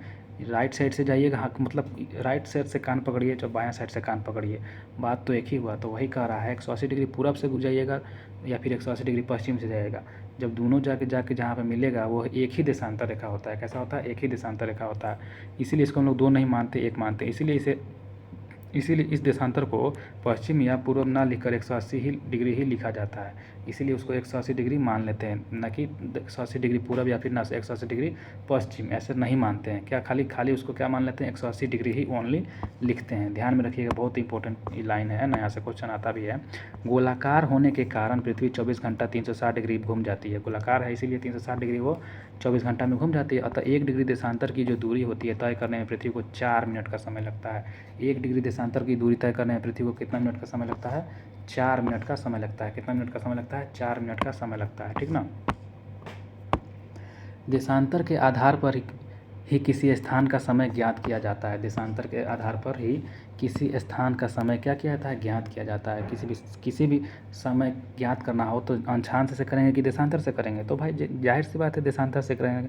ग्रीनविच रेखा जो है 0 डिग्री से जाएंगे, जहाँ पे है हमारा भारत कितना डिग्री पे है, 82.5 डिग्री पे है हमारा भारत। ये भी आगे पढ़ने को मिलेगा। चलिए, दो देशांतर रेखाओं के बीच की दूरी गोरे नाम से जानी जाती है। दो देशांतर रेखा के बीच की दूरी को, मतलब ये जो है देशांतर रेखा है, इनके बीच की दूरी को क्या बोलते हैं, गोरे। क्या बोलते हैं, बीच की दूरी को, देशांतर रेखाओं के बीच की दूरी को क्या बोलते हैं, गोरे बोलते हैं। शून्य अंश अंशांश एवं शून्य अंश देशांतर अटलांटिक महासागर में काटती है, ठीक ना। भारत का नक्शा अगर देखेंगे आप लोग तो जो शून्य अंशांश रेखा जो आया है यहाँ पे शून्य, ये जो है हमारा देशांतर रेखा 0 डिग्री, और शून्य अंशांश रेखा जो है यहाँ पे ये 0 डिग्री। तो यहाँ पे जहाँ पे काटता है ना, यहाँ पे जो काटता है, यहाँ पे अरे ले यहाँ पे जो काटता है, इसी पे हम लोग कहा कौन सा वहाँ पे रहती है, अटलांटिक महासागर है। क्या है वहाँ पे, अटलांटिक महासागर है। अंशांश भूमध्य रेखा से दूरी की एक माप है और देशांतर प्रमुख यामी-उत्तर से दूरी की माप है। अंशांश जो है वो भूमध्य रेखा से दूरी की एक माप है, ठीक है। और देशांतर जो है प्रमुख यामी-उत्तर से दूरी की एक माप है, ठीक है। न्यूयॉर्क का जो देशांतर है वो 24 डिग्री पश्चिम, दिल्ली का जो है 77 डिग्री पूरब और टोक्यो का जो 140 डिग्री पूरब में है। तो यहाँ पे हम लोग ध्यान में रखिएगा, जो 0 डिग्री देशांतर है वहाँ से न्यूयॉर्क शहर किधर है, पीछे है ना। इसीलिए 74 डिग्री पश्चिम में यहाँ पे देशांतर पड़ता है न्यूयॉर्क शहर। वहीं अगर दिल्ली में देखा जाए तो 0 डिग्री से प्लस में जाएंगे तो हमारा दिल्ली शहर मिलता है 77 डिग्री पूरब में, 77 डिग्री पूरब में दिल्ली शहर मिलता है। और न्यूयॉर्क शहर कहाँ मिलता है, तो 74 डिग्री पश्चिम में जाइएगा तो न्यूयॉर्क शहर मिलेगा। अगर टोक्यो आपको जाना होगा तो बहुत ज़्यादा जाना पड़ेगा हम लोग को, भारत के राइट साइड में जाते जाइए तब ना जापान मिलेगा, टोक्यो, जापान की राजधानी टोक्यो। तो 140 डिग्री पूरब में जाइएगा तब जाके टोक्यो मिलेगा, जो जापान है ना। तो इसीलिए वो पूरब दिशा में है। तो यहाँ पे आप ध्यान रखिएगा, ये जो हमारा है ये हमारा जो है पृथ्वी, यहाँ पे ये हो गया भारत। हमारा कहाँ है, भारत हमारा यहाँ पर है ना। तो यहाँ पे जापान है, ठीक। तो ऐसे जाइएगा तो 82.5 डिग्री पर भारत है, तो हम लोग का 82.5, और राइट साइड में जाएगा जापान इधर है। तो जापान कितना है, 140 डिग्री पूरब में है जापान, जो टोक्यो जो कह रहा है। और न्यूयॉर्क कहाँ है, न्यूयॉर्क यहाँ पे है, अमेरिका में है ना। तो ये माइनस में जाएगा, और भारत इधर का सारा प्लस, इधर का सारा माइनस, इधर का सारा प्लस, इधर का सारा माइनस। ये जो बीच वाला है, इधर से जितना जाइएगा इधर सारा प्लस में जाएगा नंबर, और इधर से माइनस में जाएगा सारा 180 डिग्री तक माइनस में, ठीक ना। तो इसीलिए हमें बताया रहा है यहाँ पे। चलिए आगे देखते हैं, संक्रांति क्या होता है। तो संक्रांति, सूर्य के उत्तरायण और दक्षिणायन की सीमा को हम लोग संक्रांति कहते हैं। सूर्य का जो है उत्तरायण हो जाता है या फिर दक्षिणायन होता है। अब भारत यहाँ पे है जो कर्क विषुवत रेखा है 0 डिग्री, और जो हम लोग जानते हैं यहाँ पे है कर्क रेखा, यहाँ पे है मकर रेखा, है ना। और भारत यहाँ पे है ना। तो जो है यहाँ पे सूरज आता है, तो जब यहाँ पे सूरज रहता है, जब सूरज यहाँ पे चल जाता है तो उसको कर्क संक्रांति बोलते हैं। और जब सूरज यहाँ पे आ जाता है तो इसको मकर संक्रांति बोलते हैं। जाहिर सी बात है ना। तो देखिए यहाँ पे लिखा है कर्क संक्रांति के बारे में, कैंसर सोल्स्टाइस 21 जून की सूर्य कर्क रेखा पर लंबवत होता है। 21 जून में गर्मी पड़ता है ना। तो हम लोग देखते हैं अभी कि 21 जून में क्या होगा, सूर्य पूरा एकदम कर्क रेखा पर रहेगा तो बहुत ज़्यादा गर्मी पड़ेगा भारत में, और भारत कर्क रेखा पर ही है ना। इसे कर्क संक्रांति या फिर ग्रीष्म अयनात या फिर उत्तर अयनात भी कह सकते हैं। ग्रीष्म बोलिए गर्मी, या फिर उत्तर अयनात मतलब ऊपर में। तो हम लोग ऐसे अयनात से डरना नहीं है, इसको कर्क संक्रांति ही बोलते हैं। इस दिन उत्तरी गोलार्ध में सबसे बड़ा दिन होता है 21 जून को, ठीक ना, याद रखिएगा 21 जून। नॉर्वे में अर्धरात्रि के समय, नॉर्वे जो है नॉर्वे में अर्धरात्रि माने 12 बजे के समय में सूर्य 21 जून को दिखाई पड़ता है। सूर्य जो है 21 जून को दिखाई पड़ता है नॉर्वे में अर्धरात्रि के समय में। देखिएगा, अगर नॉर्वे में जाके अर्धरात्रि के समय में 12 बजे रात में सूर्य जो है 21 जून को क्या दिखाई देता है, 21 जून को दिखाई पड़ता है। सूर्य 21 जून को दिखाई पड़ता है नॉर्वे में अर्धरात्रि के समय में, ठीक ना। अर्धरात्रि के समय में नॉर्वे में सूर्य 21 जून को दिखाई देता है। इसको थोड़ा देखिएगा आप लोग अच्छे से इस लाइन को, ठीक ना, थोड़ा कम समझ में आ रहा है इसको। मकर संक्रांति देखिए क्या होता है, 22 दिसंबर को सूर्य मकर रेखा पर लंबवत होता है। तो 21 जून 22 दिसंबर, ये 2 वर्ड याद रख लीजिएगा, 21 जून 22 दिसंबर, 21 जून 22 दिसंबर, 21 जून को कर्क संक्रांति और 22 दिसंबर को मकर संक्रांति। तो 22 दिसंबर को सूर्य मकर रेखा पर लंबवत होता है जैसा कि बताए थे, और इसे मकर संक्रांति या फिर शीत अयनात या फिर दक्षिण अयनात कहते हैं। मकर संक्रांति तो हो ही गया, शीत अयनात मतलब ठंडा। तो शीत ये हम लोग अपना नाम रखे हैं, अपने से रखे हैं शीत।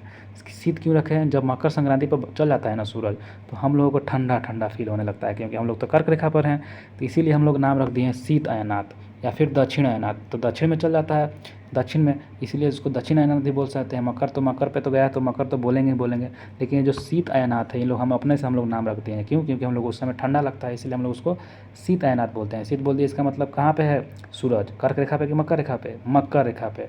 हम लोग कर्क रेखा पे, हम लोग को ठंडा लगता है उस समय, लेकिन जब कर्क रेखा पर आ जाता है तब हम लोग को ज़्यादा गर्मी लग लेता है। कब, 21 जून को, उस दिन बड़ा होता है 21 जून को, ठीक ना। आगे देखिएगा, इस दिन दक्षिण गोलार्ध में सबसे बड़ा दिन होता है। 22 दिसंबर को दक्षिण गोलार्ध में सबसे बड़ा दिन होता है 22 दिसंबर को। उस समय मकर संक्रांति के दिन 22 दिसंबर को क्या होता है, दक्षिण गोलार्ध में सबसे बड़ा दिन होता है। और 21 जून को कर्क रेखा में जो है उत्तरी गोलार्ध में सबसे बड़ा दिन होता है 21 जून को। तो ये इतना याद हो गया ना। आगे देखते हैं दोस्तों, देखते हैं विषुवत। इक्विनॉक्स को बोलते हैं विषुव। अबे विषुव क्या होता है, चलिए। तो 21 मार्च एवं 23 सितंबर को सूर्य की जो किरण होती है वो विषुवत वृत्त पर एकदम सीधा पड़ता है। 21 मार्च को और 23 सितंबर को जो है भारत का छोड़िए ना, ये जो है 0 डिग्री विषुवत रेखा, और यहाँ पे कर्क, यहाँ पे मकर। तो जब भारत का जो है सूरज का जो किरण है एकदम 0 डिग्री विषुवत रेखा पर पड़ता है यहाँ पर, तो इसी को बोलते हैं 21 मार्च को पड़ेगा और या फिर 23 सितंबर को पड़ेगा। क्यों पड़ेगा, देखिए, सूरज जाता है ऐसे, जाता है ऐसे ऐसे जाता है ना, मतलब ऐसे ऐसे ऐसे ऐसे जाता है, ऊपर नीचे जाता है, रहता है। तो जब ऊपर जाएगा तो एक बार 23 मार्च को गर्मी करेगा, फिर उधर से आएगा तो फिर 23 सितंबर को, फिर जाएगा 21 मार्च को, फिर आएगा 23 सितंबर, फिर जाएगा, फिर आएगा, ऐसे ऐसे ये जाते रहता है, आते रहता है, चक्कर काटते रहता है। इतने में तो 2 बार क्या होता है, विषुवत रेखा पर सूरज का जो है किरण एकदम सीधा पड़ता है। कब कब, 21 मार्च को और 23 सितंबर को। ये अलग से याद रख लेना है। उधर हम लोग क्या याद किए थे, 21 जून और 22 दिसंबर याद किए थे, ठीक। और यहाँ पे जो है विषुव के जो बीच में पड़ता है, विषुवत वृत्त में सीधा जो पड़ता है, कब कब पड़ता है, अगर क्वेश्चन पूछ दे तो 2 बार, 21 मार्च को 23 सितंबर, 21 मार्च को 23 सितंबर को, ठीक ना। और उधर हम लोग देखे थे 21 जून 22 दिसंबर, ठीक है, याद रखिएगा। जो है हम लोग कर्क रेखा और मकर रेखा पे देखे थे ना। सूर्य की किरणें विषुवत वृत्त पर सीधी पड़ती है। इस अवस्था में कोई भी ध्रुवक सूर्य की ओर नहीं झुका होता है। इस अवस्था में जो है कोई भी ध्रुव जो है वो सूर्य की ओर नहीं झुका होता है। इसलिए पृथ्वी पर दिन रात क्या होता है, एकदम बराबर होता है। इस समय दिन रात बराबर होता है। कब कब, 21 मार्च और 23 सितंबर। इसे हम लोग क्या कहते हैं, विषुव कहते हैं। इसी को हम लोग इक्विनॉक्स या फिर विषुव कहते हैं। याद रखिएगा कब कब, 21 मार्च और 23 सितंबर, 21 22 23 सितंबर, 21 मार्च 22 सितंबर, 21 मार्च 21 मार्च 22 सॉरी, अरे यार, 21 मार्च 23 सितंबर, 21 मार्च 23 सितंबर, 21 मार्च 23 सितंबर, ठीक ना। इसको हम लोग क्या बोलते हैं, विषुव बोलते हैं। समझ गए हैं विषुव क्या होता है। चलिए, 23 सितंबर को उत्तरी गोलार्ध में शरद ऋतु होती है। 23 सितंबर को उत्तरी गोलार्ध में क्या होती है, शरद ऋतु होती है, जबकि दक्षिणी गोलार्ध में बसंत ऋतु होती है। 23 सितंबर को उत्तरी गोलार्ध में शरद ऋतु होती है, जबकि दक्षिणी गोलार्ध में बसंत ऋतु होती है। 21 मार्च को स्थिति इसके विपरीत होती है, ठीक इसके विपरीत होती है। जब 23 सितंबर होता है तो उत्तरी गोलार्ध में शरद ऋतु होती है। 23 सितंबर को उत्तरी गोलार्ध में क्या होती है? शरद ऋतु होती है, जबकि दक्षिणी गोलार्ध में बसंत ऋतु होती है। दक्षिणी गोलार्ध में बसंत ऋतु होती है। वहीं 21 मार्च को जो है इसी स्थिति में इसके विपरीत होता है। उत्तरी गोलार्ध में बसंत ऋतु हो जाती है और दक्षिणी गोलार्ध में शीत ऋतु हो जाती है, शरद ऋतु हो जाती है, ठीक ना। तो पूछता है कि बताइएगा 21 सितंबर को उत्तरी गोलार्ध में कौन सा ऋतु होगा?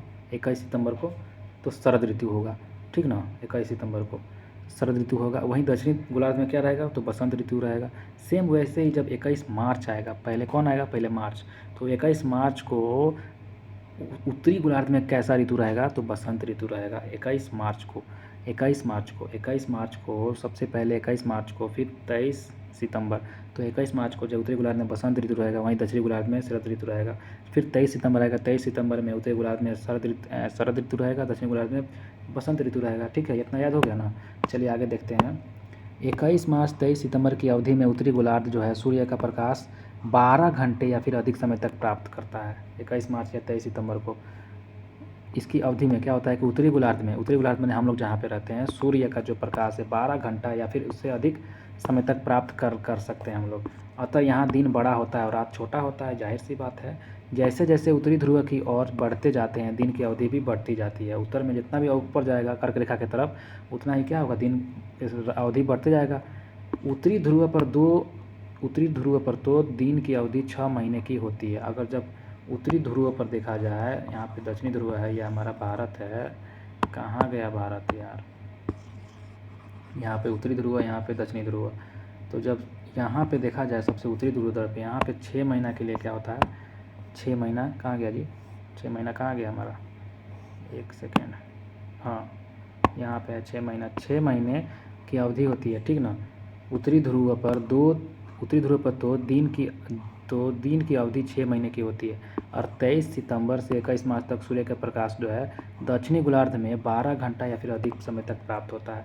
जैसे जैसे दक्षिणी ध्रुव की ओर बढ़ता है, दिन की अवधि भी घटती है। और दक्षिणी ध्रुव पर इसी कारण 6 महीने तक दिन रहता है।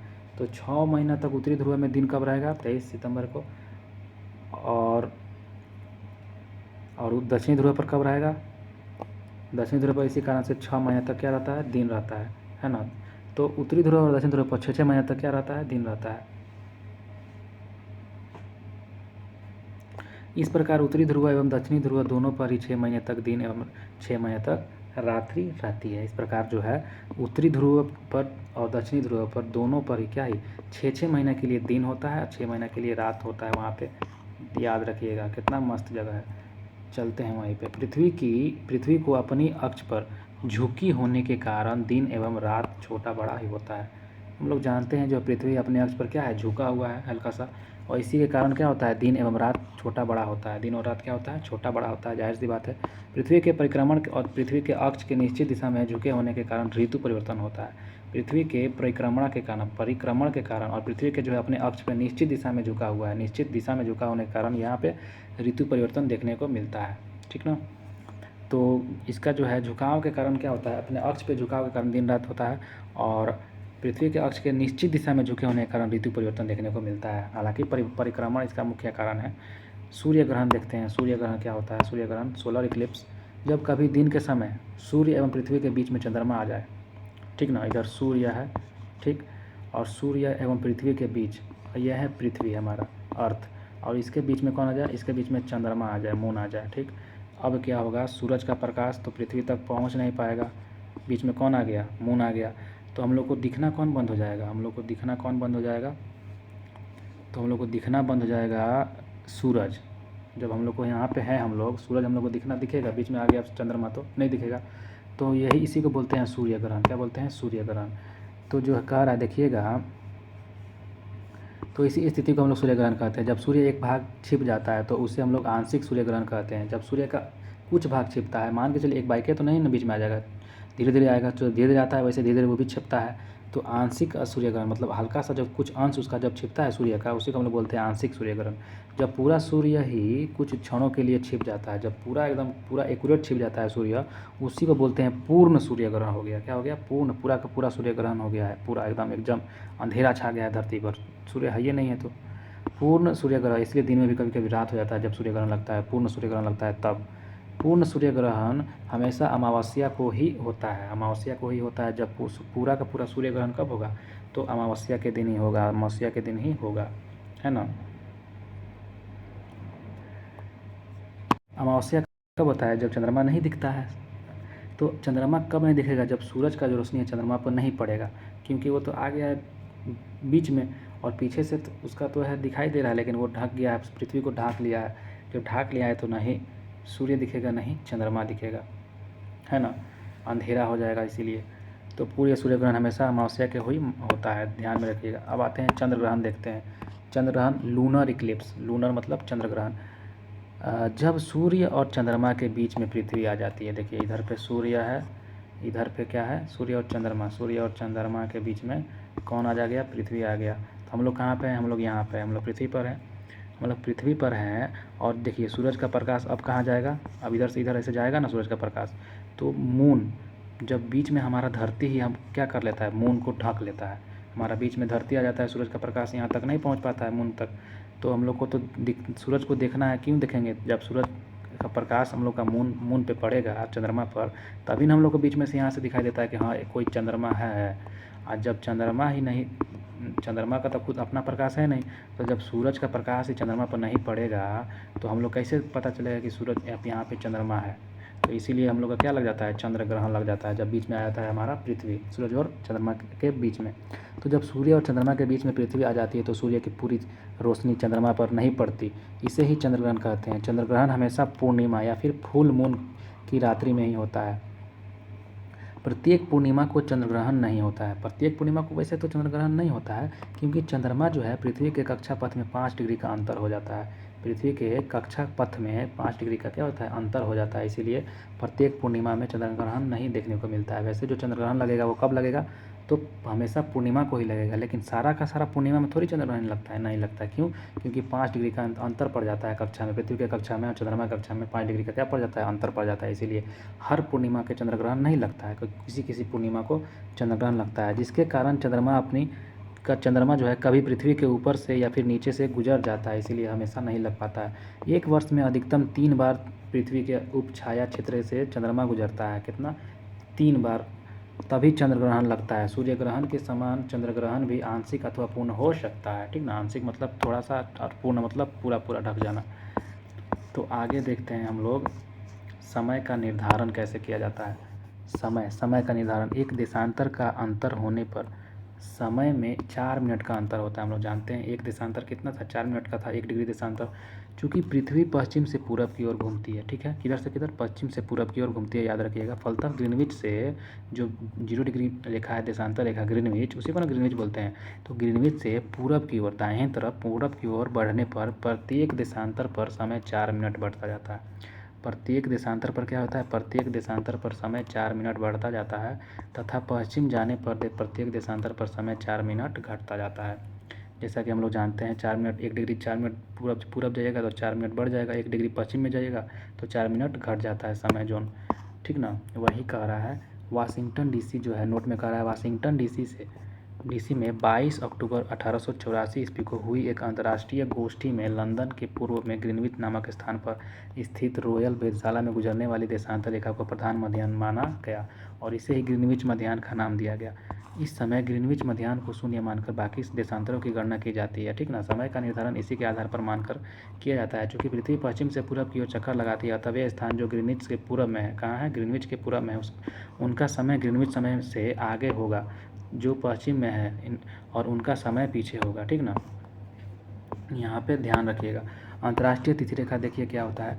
तो अंतर्राष्ट्रीय तिथि रेखा यहाँ से क्वेश्चन बन के आता है। अंतर्राष्ट्रीय तिथि रेखा 180 डिग्री जो देशांतर हम लोग देखे थे, पूरब में या फिर पश्चिम में जाता है एक देशांतर रेखा, वो घूम के फिर एक ही न 180 डिग्री देशांतर कहलाता है। इसीलिए हम लोग कभी भी 180 डिग्री ना पूरब कहते हैं ना 180 डिग्री पश्चिम कहते हैं। क्यों नहीं कहते हैं? कि वो दोनों एक ही है, 180 डिग्री ही देशांतर है, एक ही है, इसीलिए 180 डिग्री ओनली बोल देते हैं देशांतर।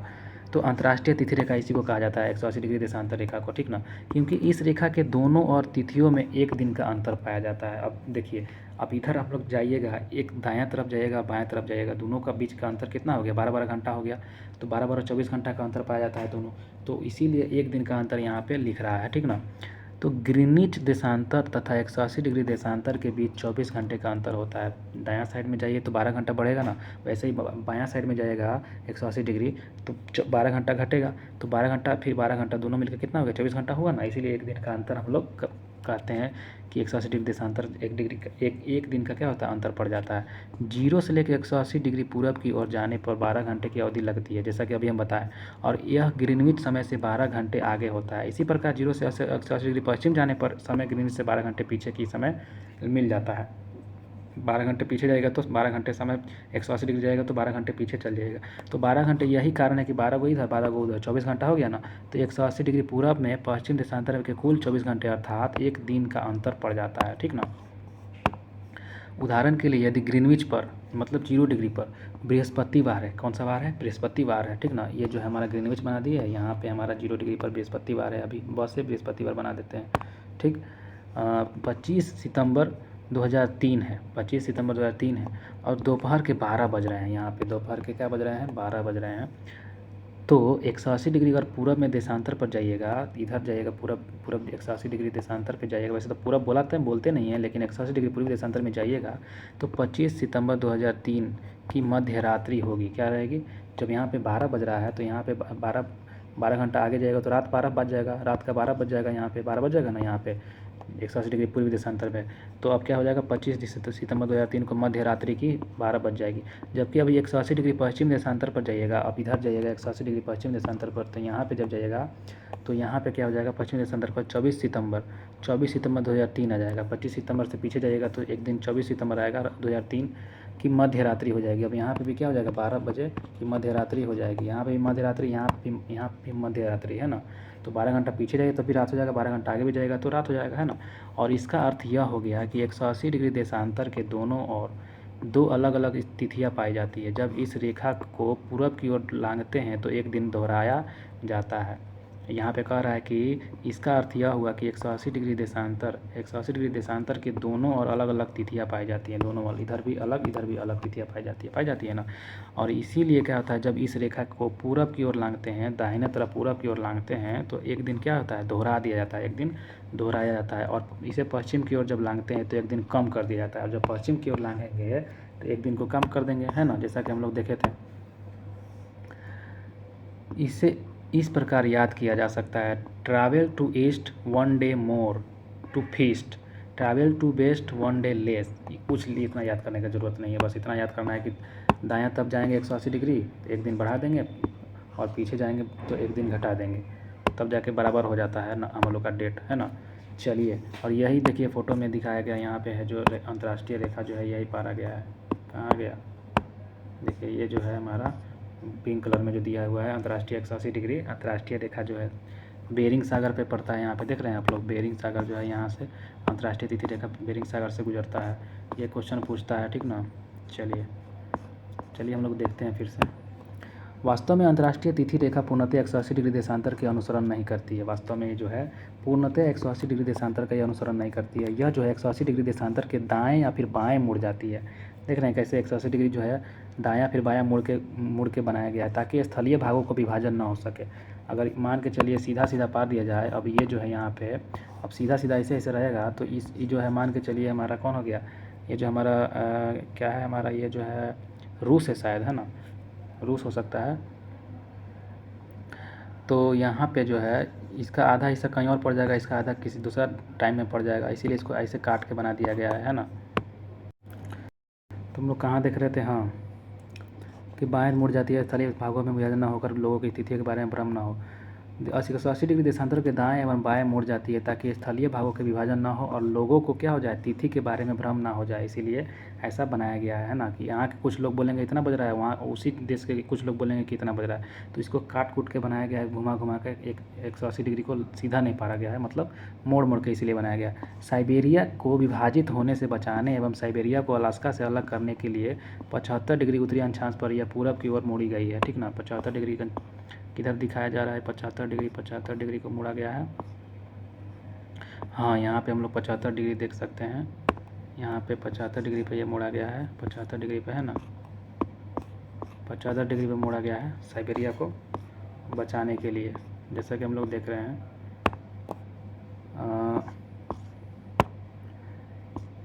साइबेरिया को अलास्का से अलग करने के लिए 50 डिग्री उत्तरी अक्षांश पर यह पूरब की ओर मोड़ी गई है। बेरिंग सागर में यह रेखा पश्चिम की ओर मोड़ी गई है। बेरिंग सागर में यह किधर मारी गई है? पश्चिम की ओर मोड़ी गई है, जैसा कि हम लोग देखे थे। फिजी द्वीप समूह एवं न्यूजीलैंड के विभिन्न भागों में एक साथ रखने के लिए एक रेखा दक्षिण प्रशांत महासागर में पूरब दिशा की ओर मोड़ी गई है। अंतर्राष्ट्रीय तिथि रेखा जो है आर्कटिक सागर, चुकी सागर, बेरिंग स्ट्रेट व प्रशांत महासागर से गुजरता है। तो अंतर्राष्ट्रीय तिथि रेखा कहाँ से गुजरेगा? तो रेखा आर्कटिक सागर से, चुकी सागर से, बेरिंग स्ट्रेट व प्रशांत महासागर से गुजरता है। चलिए देखते हैं 1800 इंटरनेशनल मेरिडियन कॉन्फ्रेंस में 180वें याम्योत्तर को अंतर्राष्ट्रीय तिथि रेखा निर्धारित किया गया। ठीक है, वाशिंगटन में संपन्न जो है इंटरनेशनल मेरिडियन कॉन्फ्रेंस हुआ था। इसी में 180वें याम्योत्तर को क्या किया गया? अंतर्राष्ट्रीय तिथि रेखा निर्धारित किया गया। 1884 ईस्वी का बात है। ऐसा इसलिए किया गया ताकि विभिन्न देशों के मध्य यात्रियों के कुछ स्थानों पर एक दिन का अंतर होने के कारण परेशानी न हो, इसलिए क्या किया? ठीक ना, 180 डिग्री को एक दिन इधर बढ़ा दिया गया, एक दिन पीछे घटा दिया गया। बेरिंग जल संधि जो है अंतर्राष्ट्रीय तिथि रेखा के समानांतर में स्थित है। हम लोग देखे थे बेरिंग जल संधि, वहीं से ना अंतर्राष्ट्रीय तिथि रेखा पाया गया था, तो यही उसके समानांतर में पाया जाता है बेरिंग जल संधि। देखिएगा समय जोन और मानक समय देखिए क्या होता है। तो विश्व को 24 समय जोनों में विभाजित किया गया है। पूरा विश्व में कितना समय जोन है? 24 समय जोन है। कितना समय जोन है? 24 समय जोन है किया गया है। इस समय जोनों को ग्रीनविच मीन टाइम व फिर मानक, इन समय जोनों को ग्रीनविच मीन टाइम व मानक समय के 1 घंटे के अंतराल के आधार पर विभाजित किया गया है। अर्थात प्रत्येक जोन जो है 15 डिग्री के बराबर होता है। ये प्रत्येक जोन कितना डिग्री? 15 डिग्री के बराबर होता है। ग्रीनविच याम्योत्तर 0 डिग्री देशांतर पर है, जो कि ग्रीनलैंड व नार्वोनियन, क्या लिखा है? नार्वोनियन लिखा है ना, नार्वोनियन सागर व ब्रिटेन, स्पेन, अल्जीरिया, फ्रांस, माले, बुर्किना फासो, घाना व दक्षिण अटलांटिक समुद्र से गुजरता है। 0 डिग्री देशांतर पर जो ग्रीनलैंड है, कौन सा? ग्रीनलैंड जो है सबसे ऊपर में है, ग्रीनलैंड है ना। ग्रीनलैंड और नार्वेनियन सागर है, वो ब्रिटेन भी है, स्पेन, अल्जीरिया, फ्रांस, माले।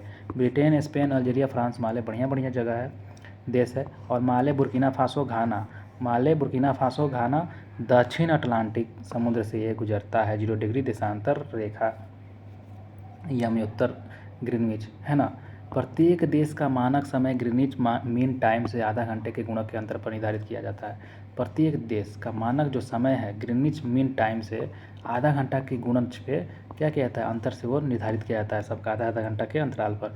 मानक समय स्वेच्छा से चयनित याम्योत्तर का स्थानीय समय होता है, जो एक विशिष्ट क्षेत्र या देश के लिए मानक समय निर्धारित करता है। चूँकि पृथ्वी पश्चिम से पूरब की ओर चक्कर लगाती है, अतः वे स्थान जो ग्रीनविच के पूरब में हैं उनका समय जोन ग्रीनविच समय से आगे होगा, तथा जो पश्चिम में है उनका समय पीछे होगा। जाहिर सी बात है, हम लोग ऊपर भी यही बात ना पढ़ के आए हैं। पृथ्वी जो है लगभग 24 घंटे में अपने अक्ष पर 360 डिग्री घूम जाती है। 24 घंटा में 360 डिग्री एक बार घूम जाती है, अर्थात वह 1 घंटे में 15 डिग्री घूमती है। 1 घंटा में कितना हो गया? तो भाग दे के देखिएगा तो 1 घंटा में 15 डिग्री हमारा हो जाएगा। 4 मिनट में 1 डिग्री हो जाएगा, और 15 डिग्री जो है इसमें 60 से भाग दीजिएगा तो 15 चौका 60, मतलब 1 डिग्री में 4 मिनट। कितना आ गया? 4 मिनट। 1 डिग्री में 4 मिनट और 15 डिग्री में 1 घंटा, है या ना। तो इस प्रकार जब ग्रीनविच में दोपहर के 12 बज रहे हैं, तब ग्रीनविच से अगर 15 डिग्री पूरब में जाएंगे तो 1 घंटा बढ़ जाएगा। तो बढ़ेगा मतलब 15 गुने 4 60 मिनट, 1 घंटा, अर्थात ग्रीनविच के समय में एक घंटा आगे हो जाएगा। अर्थात वहाँ दोपहर का क्या बज जाएगा? दायां साइड 15 डिग्री अगर दायां में जाइएगा तो 1 बज जाएगा, 12 से 1 बज गया। काहे कि हम लोग जानते हैं 15 डिग्री दायां में जाते हैं तो क्या बचता है? एक घंटा बढ़ते जाता है। तो वहाँ पे 12 बज रहा है ग्रीनविच पे, तो 15 डिग्री पूरब में जाएगा तो 1 बजेगा, और 15 डिग्री पूरब में जाएगा तो 2 बजेगा, और 15 डिग्री पूरब में जाएगा तो 3 बजेगा। ऐसे जाते जाएगा। तो हम लोग का जो भारत है वो 82.5 डिग्री पर है, इसीलिए 5.5 घंटा आगे है। ग्रीनविच से कितना आगे है? 5.5 घंटा पढ़ने को आएगा। देखिएगा यहाँ पे लिख रहा है, अर्थात ये समय हो गया हमारा। और लेकिन ग्रीनविच से 15 डिग्री अगर पश्चिम जाएंगे तो सेम वैसा ही 1 घंटा पीछे होगा, घटेगा। तो यानी वहाँ पे सुबह का 11 बजेगा। जब वहाँ पे 12 बज रहा था, 15 डिग्री पीछे जा रहे थे हम लोग, ग्रीनविच से पीछे जा रहे थे बायां साइड में, तो 1 घंटा पीछे हो गया, तो 11 बज गया, है ना। तो इस प्रकार जब ग्रीनविच से दोपहर के 12 बजे हो तो उस समय 180 डिग्री पर मध्यरात्रि होगी, है ना। किसी स्थान पर जब सूर्य आकाश में अपने उच्चतम बिंदु पर होता है दोपहर में, उस समय घड़ी के दिन में 12 बजते हैं। भारत में 182 डिग्री पूर्वी देशांतर जो इलाहाबाद के निकट है, इलाहाबाद मतलब प्रयागराज के निकट मिर्ज़ापुर से गुजरता है 82 डिग्री। 82 डिग्री कहाँ से गुजरता है, तो मिर्ज़ापुर के प्रयागराज से गुजरता है। इसके समय को मानक समय माना गया है ना, इसके समय को क्या माना गया है, मानक समय, भारत का मानक समय। और यह समय जो है ग्रीनविच से 5.5 घंटा आगे है, जो अतः जब ग्रीनविच से दोपहर के 12 बजे हो तो उस समय भारत के शाम में 5:30 बजेंगे। कितना बजेंगे, 5:30 बजेंगे। ग्रीनविच जो है यूनाइटेड किंगडम यूके में है। ग्रीनविच कहाँ पर है, 0 डिग्री, तो यूनाइटेड किंगडम है यूके, वहीं पे है ग्रीनविच। ग्रीनविच कहाँ पे है, यूनाइटेड किंगडम यूके में है, ठीक ना। देखिए आगे देखते हैं मानक याम्योत्तर क्या है। मानक याम्योत्तर जो है 7.5 डिग्री देशांतर के गुणक में लिया जाता है। मानक याम्योत्तर 7.5 डिग्री देशांतर के गुणक में लिया जाता है मानक याम्योत्तर, ठीक है। 7.5 डिग्री के देशांतर के गुणक में लिया जाता है, याद रखिएगा। कुछ देशों में अत्यधिक देशांतरीय विस्तार के कारण एक से अधिक मानक समय की व्यवस्था की गई है। मानक समय जो है सबसे पहले 7.5 डिग्री देशांतर के गुणक में लिया जाता है, ठीक ना।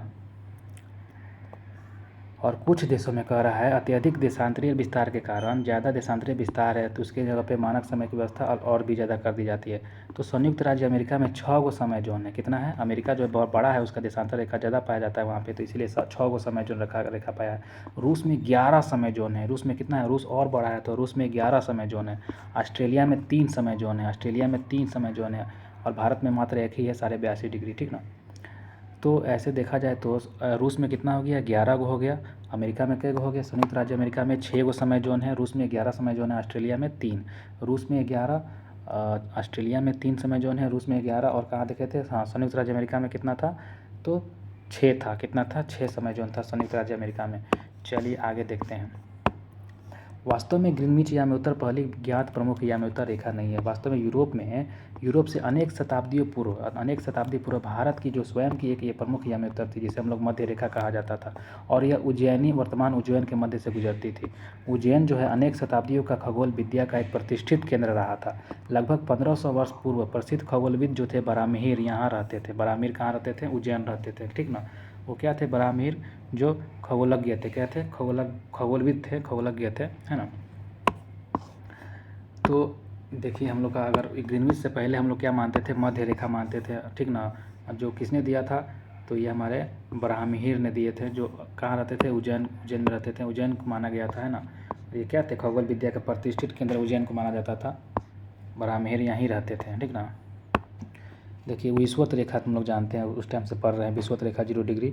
तो पृथ्वी की मध्य सतह से होकर जाने वाली जो अक्षांश रेखा या उत्तरी व दक्षिणी ध्रुव से बराबर दूरी पर होती है, वही शून्य के अक्षांश को अक्षांश रेखा हम लोग कहते हैं। विषुवत पृथ्वी के उत्तरी भाग को उत्तरी गोलार्ध और दक्षिणी भाग को दक्षिणी गोलार्ध, ये तो सबको पता है। कटिबंध क्या होता है, जोन बोलते हैं जिसको।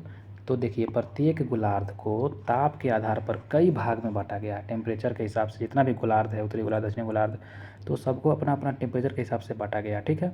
उसी को, इन भागों को हम लोग कटिबंध कहते हैं। तो ताप के हिसाब से, ताप के आधार पर जिसको बांटा गया है कि इसमें इतना गर्मी पड़ेगा, ठंडा पड़ेगा, मीडियम में पड़ेगा, जो भी पड़ेगा सबके अपना अपना बांटा गया है। तो इसी को हम लोग क्या बोलते हैं, कटिबंध बोलते हैं, जोन बोलते हैं, ठीक ना।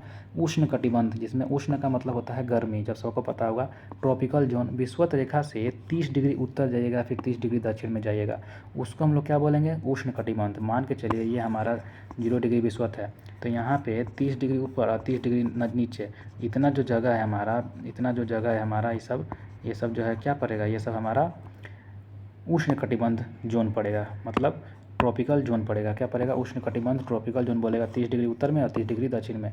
यहाँ वर्ष में 2 बार सूर्य शीर्ष पर चमकता है, जैसा कि हम लोग जाते, एक बार जाते समय, एक बार आते समय। कब कब था, तो 21 मार्च 23 सितंबर था ना।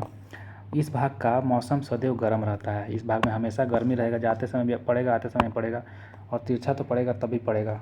हम लोग तो इसमें नहीं पढ़ते हैं, ठीक है, हम लोग नहीं पढ़ते हैं। हम लोग पढ़ते हैं, हम लोग आधा हिस्सा जो है, भारत का आधा हिस्सा जो है वो पढ़ता है, और ऊपर का जो हिस्सा है वो नहीं पढ़ता है, ठीक ना। देखिएगा आगे, उष्ण कटिबंध सब ट्रॉपिकल जोन, इसमें सब लग गया है, मतलब ये हल्का सा उष्ण से हल्का सा कम गर्म होगा।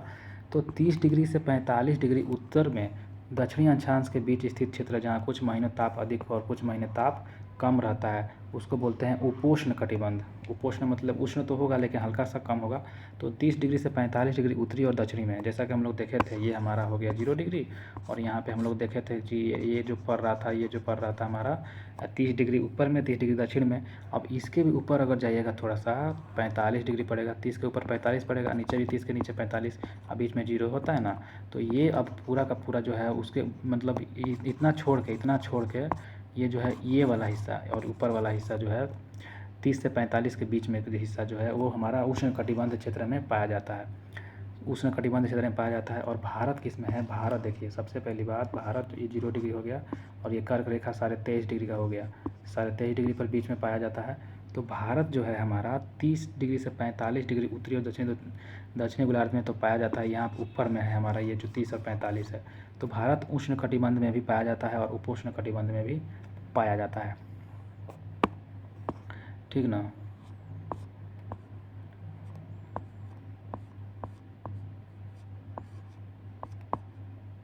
अब देखते हैं शीतोष्ण कटिबंध क्या होता है। इसमें से नाम में ही लगा है शीत, मतलब ठंडा रहेगा। शीत मतलब ठंडा। तो टेम्परेटेड जोन 45 से आप 66 डिग्री जाइए। जैसे कि भारत में हम लोग फिर से बनाते हैं, ये हो गया 0 डिग्री, ये हो गया हमारा कर्क रेखा, ये हो गया हमारा मकर रेखा, ये हो गया हमारा ऊपर से एक कितना था 45 डिग्री का, और ये बीच वाला था कितना, इसको तो 0 मान ही लिए थे, तो ये 30 का था। अब नीचे भी 30 का होगा और एक होगा 45 का होगा, है ना। तो 30 अब 45 से ऊपर 66 आता है, नीचे भी 45 के नीचे 66 आएगा। अब इसका जो बीच वाला है इसको हम लोग क्या बोलते हैं, इसको बोलते हैं शीतोष्ण कटिबंध। तो ऊपर का जो है 45 डिग्री से 66 डिग्री और नीचे का भी 45 डिग्री से 66 डिग्री को है शीतोष्ण कटिबंध बोलते हैं। यहाँ सूर्य सिर के ऊपर कभी नहीं चमकता, तिरछा चमकता है, क्योंकि वहाँ तक जाइबे नहीं करता है, वो तो खाली विषुवत रेखा के ऊपर नीचे तक ही जा पाता है, बल्कि उसकी तिरछे किरणें होती है। तो यहाँ ताप हमेशा कम रहता है शीतोष्ण कटिबंध में, इसलिए ठंडा पड़ता है। देखिए ध्रुवीय कटिबंध, पोलर जोन जिसको बोलते हैं, जो 66 से 90 डिग्री के मध्य स्थित है। अब यहाँ पे और ज़्यादा ठंडा पाया जाएगा, बर्फ़े जमल रहता है यहाँ पे। 66 से ऊपर जाएगा ध्रुवीय वाला। अब यहाँ से हम लोग ये जो कर्क मकर हो गया, 45 हो गया, ये 45 हो गया, 66 हो गया, या 66 हो गया। अब यहाँ पे आ गया ध्रुव ऊपर नीचे। तो अब ये वाला जो सबसे लास्ट का ऊपर नीचे वाला जो हिस्सा होता है यही हमारा ध्रुवीय कहलाता है। तो 66 से 90 डिग्री मध्य उत्तर में और 66 से 90 डिग्री मध्य दक्षिण में जो टेम्परेचर जो होता है उसको ध्रुवीय कटिबंध बोलते हैं, जिसमें फलस्वरूप यहाँ हमेशा बर्फ़ जमा रहता है ना। जैसे जैसे हम लोग ध्रुव पर जाएंगे वैसे वैसे ठंडी आते जाता है, बढ़ते जाता है, तो सबसे ध्रुव पर ठंडी पड़ जाता है, ज़्यादा बर्फ़। अब देखते हैं अक्ष क्या होता है। अक्ष तो उत्तरी ध्रुव और दक्षिणी ध्रुव को मिलाने वाली काल्पनिक रेखा जिस पर पृथ्वी घुमा करती है उसी को अक्ष बोलते हैं। जैसा कि जानते हैं उत्तरी ध्रुव और दक्षिणी ध्रुव को मिलाने वाली जो काल्पनिक रेखा है, उत्तरी ध्रुव और दक्षिणी ध्रुव को मिलाने वाली काल्पनिक रेखा को क्या बोलते हैं, जो जिस पर पृथ्वी घुमा करती है उसी को हम लोग अक्ष बोलते हैं। कि अपने अक्ष पर घूम रही है नहीं बोलते हैं। तो ध्रुवक देखिए, पृथ्वी पर दो बिंदु जिसमें होकर काल्पनिक अक्ष गुजरता है। तो ध्रुव ऊपर वाला उत्तरी ध्रुव दक्षिणी ध्रुव होता है ना कोई भी पृथ्वी में। तो देखिए अंशांश क्या होता है। तो किसी स्थान की विषुवत वृत्त से उत्तर या फिर दक्षिण की कोणीय दूरी को हम लोग बोलते हैं अंशांश। कोणीय दूरी को क्या बोलते थे? अंशांश। अंशांश वृत्त क्या होता है? तो विषुवत वृत्त के समानांतर खींचे हुए काल्पनिक वृत्त को बोलते हैं अंशांश वृत्त। अंशांश वृत्त किसे बोलते हैं? विषुवत वृत्त के जो समानांतर में खींचा हुआ काल्पनिक वृत्त होता है उसी को अंशांश वृत्त बोलते हैं। देशांतर किसे बोलते हैं? तो किसी स्थान की प्रधान मध्याह्न रेखा से जो पूरब से पश्चिम की ओर कोणीय दूरी होती है, पूरब से पश्चिम की ओर जो होती है देशांतर वाला में कैसा होगा? अगर कोण बनाएगा तो पूरब से पश्चिम, देखिएगा कोण का बात कर दे तो इसमें उल्टा हो जाना है। ऐसा नहीं कि उत्तर दक्षिण नहीं लगा देना है, देशांतर रेखा होता है उत्तर दक्षिण, लेकिन कोण का बात कर दे तो पूरब से पश्चिम कोण हो जाएगा। वैसे ही अंशांश में बोल रहा है तो अंशांश में हम लोग ऐसा नहीं लगाना है कि पूरा पश्चिम, नहीं, वो खाली अंशांश बोल रहा है। इसका मतलब उत्तर दक्षिण कोण बनाएगा, उत्तर दक्षिण कोण बनाएगा। तो कोण का बात करें तो उल्टा हो जाता है, ध्यान में रखिएगा। अब देखिए देशांतर रेखा या ध्रुव की, यह एक ध्रुव को दूसरे ध्रुव को मिलाने वाली काल्पनिक रेखा अर्धवृत्त होती है देशांतर रेखाएं।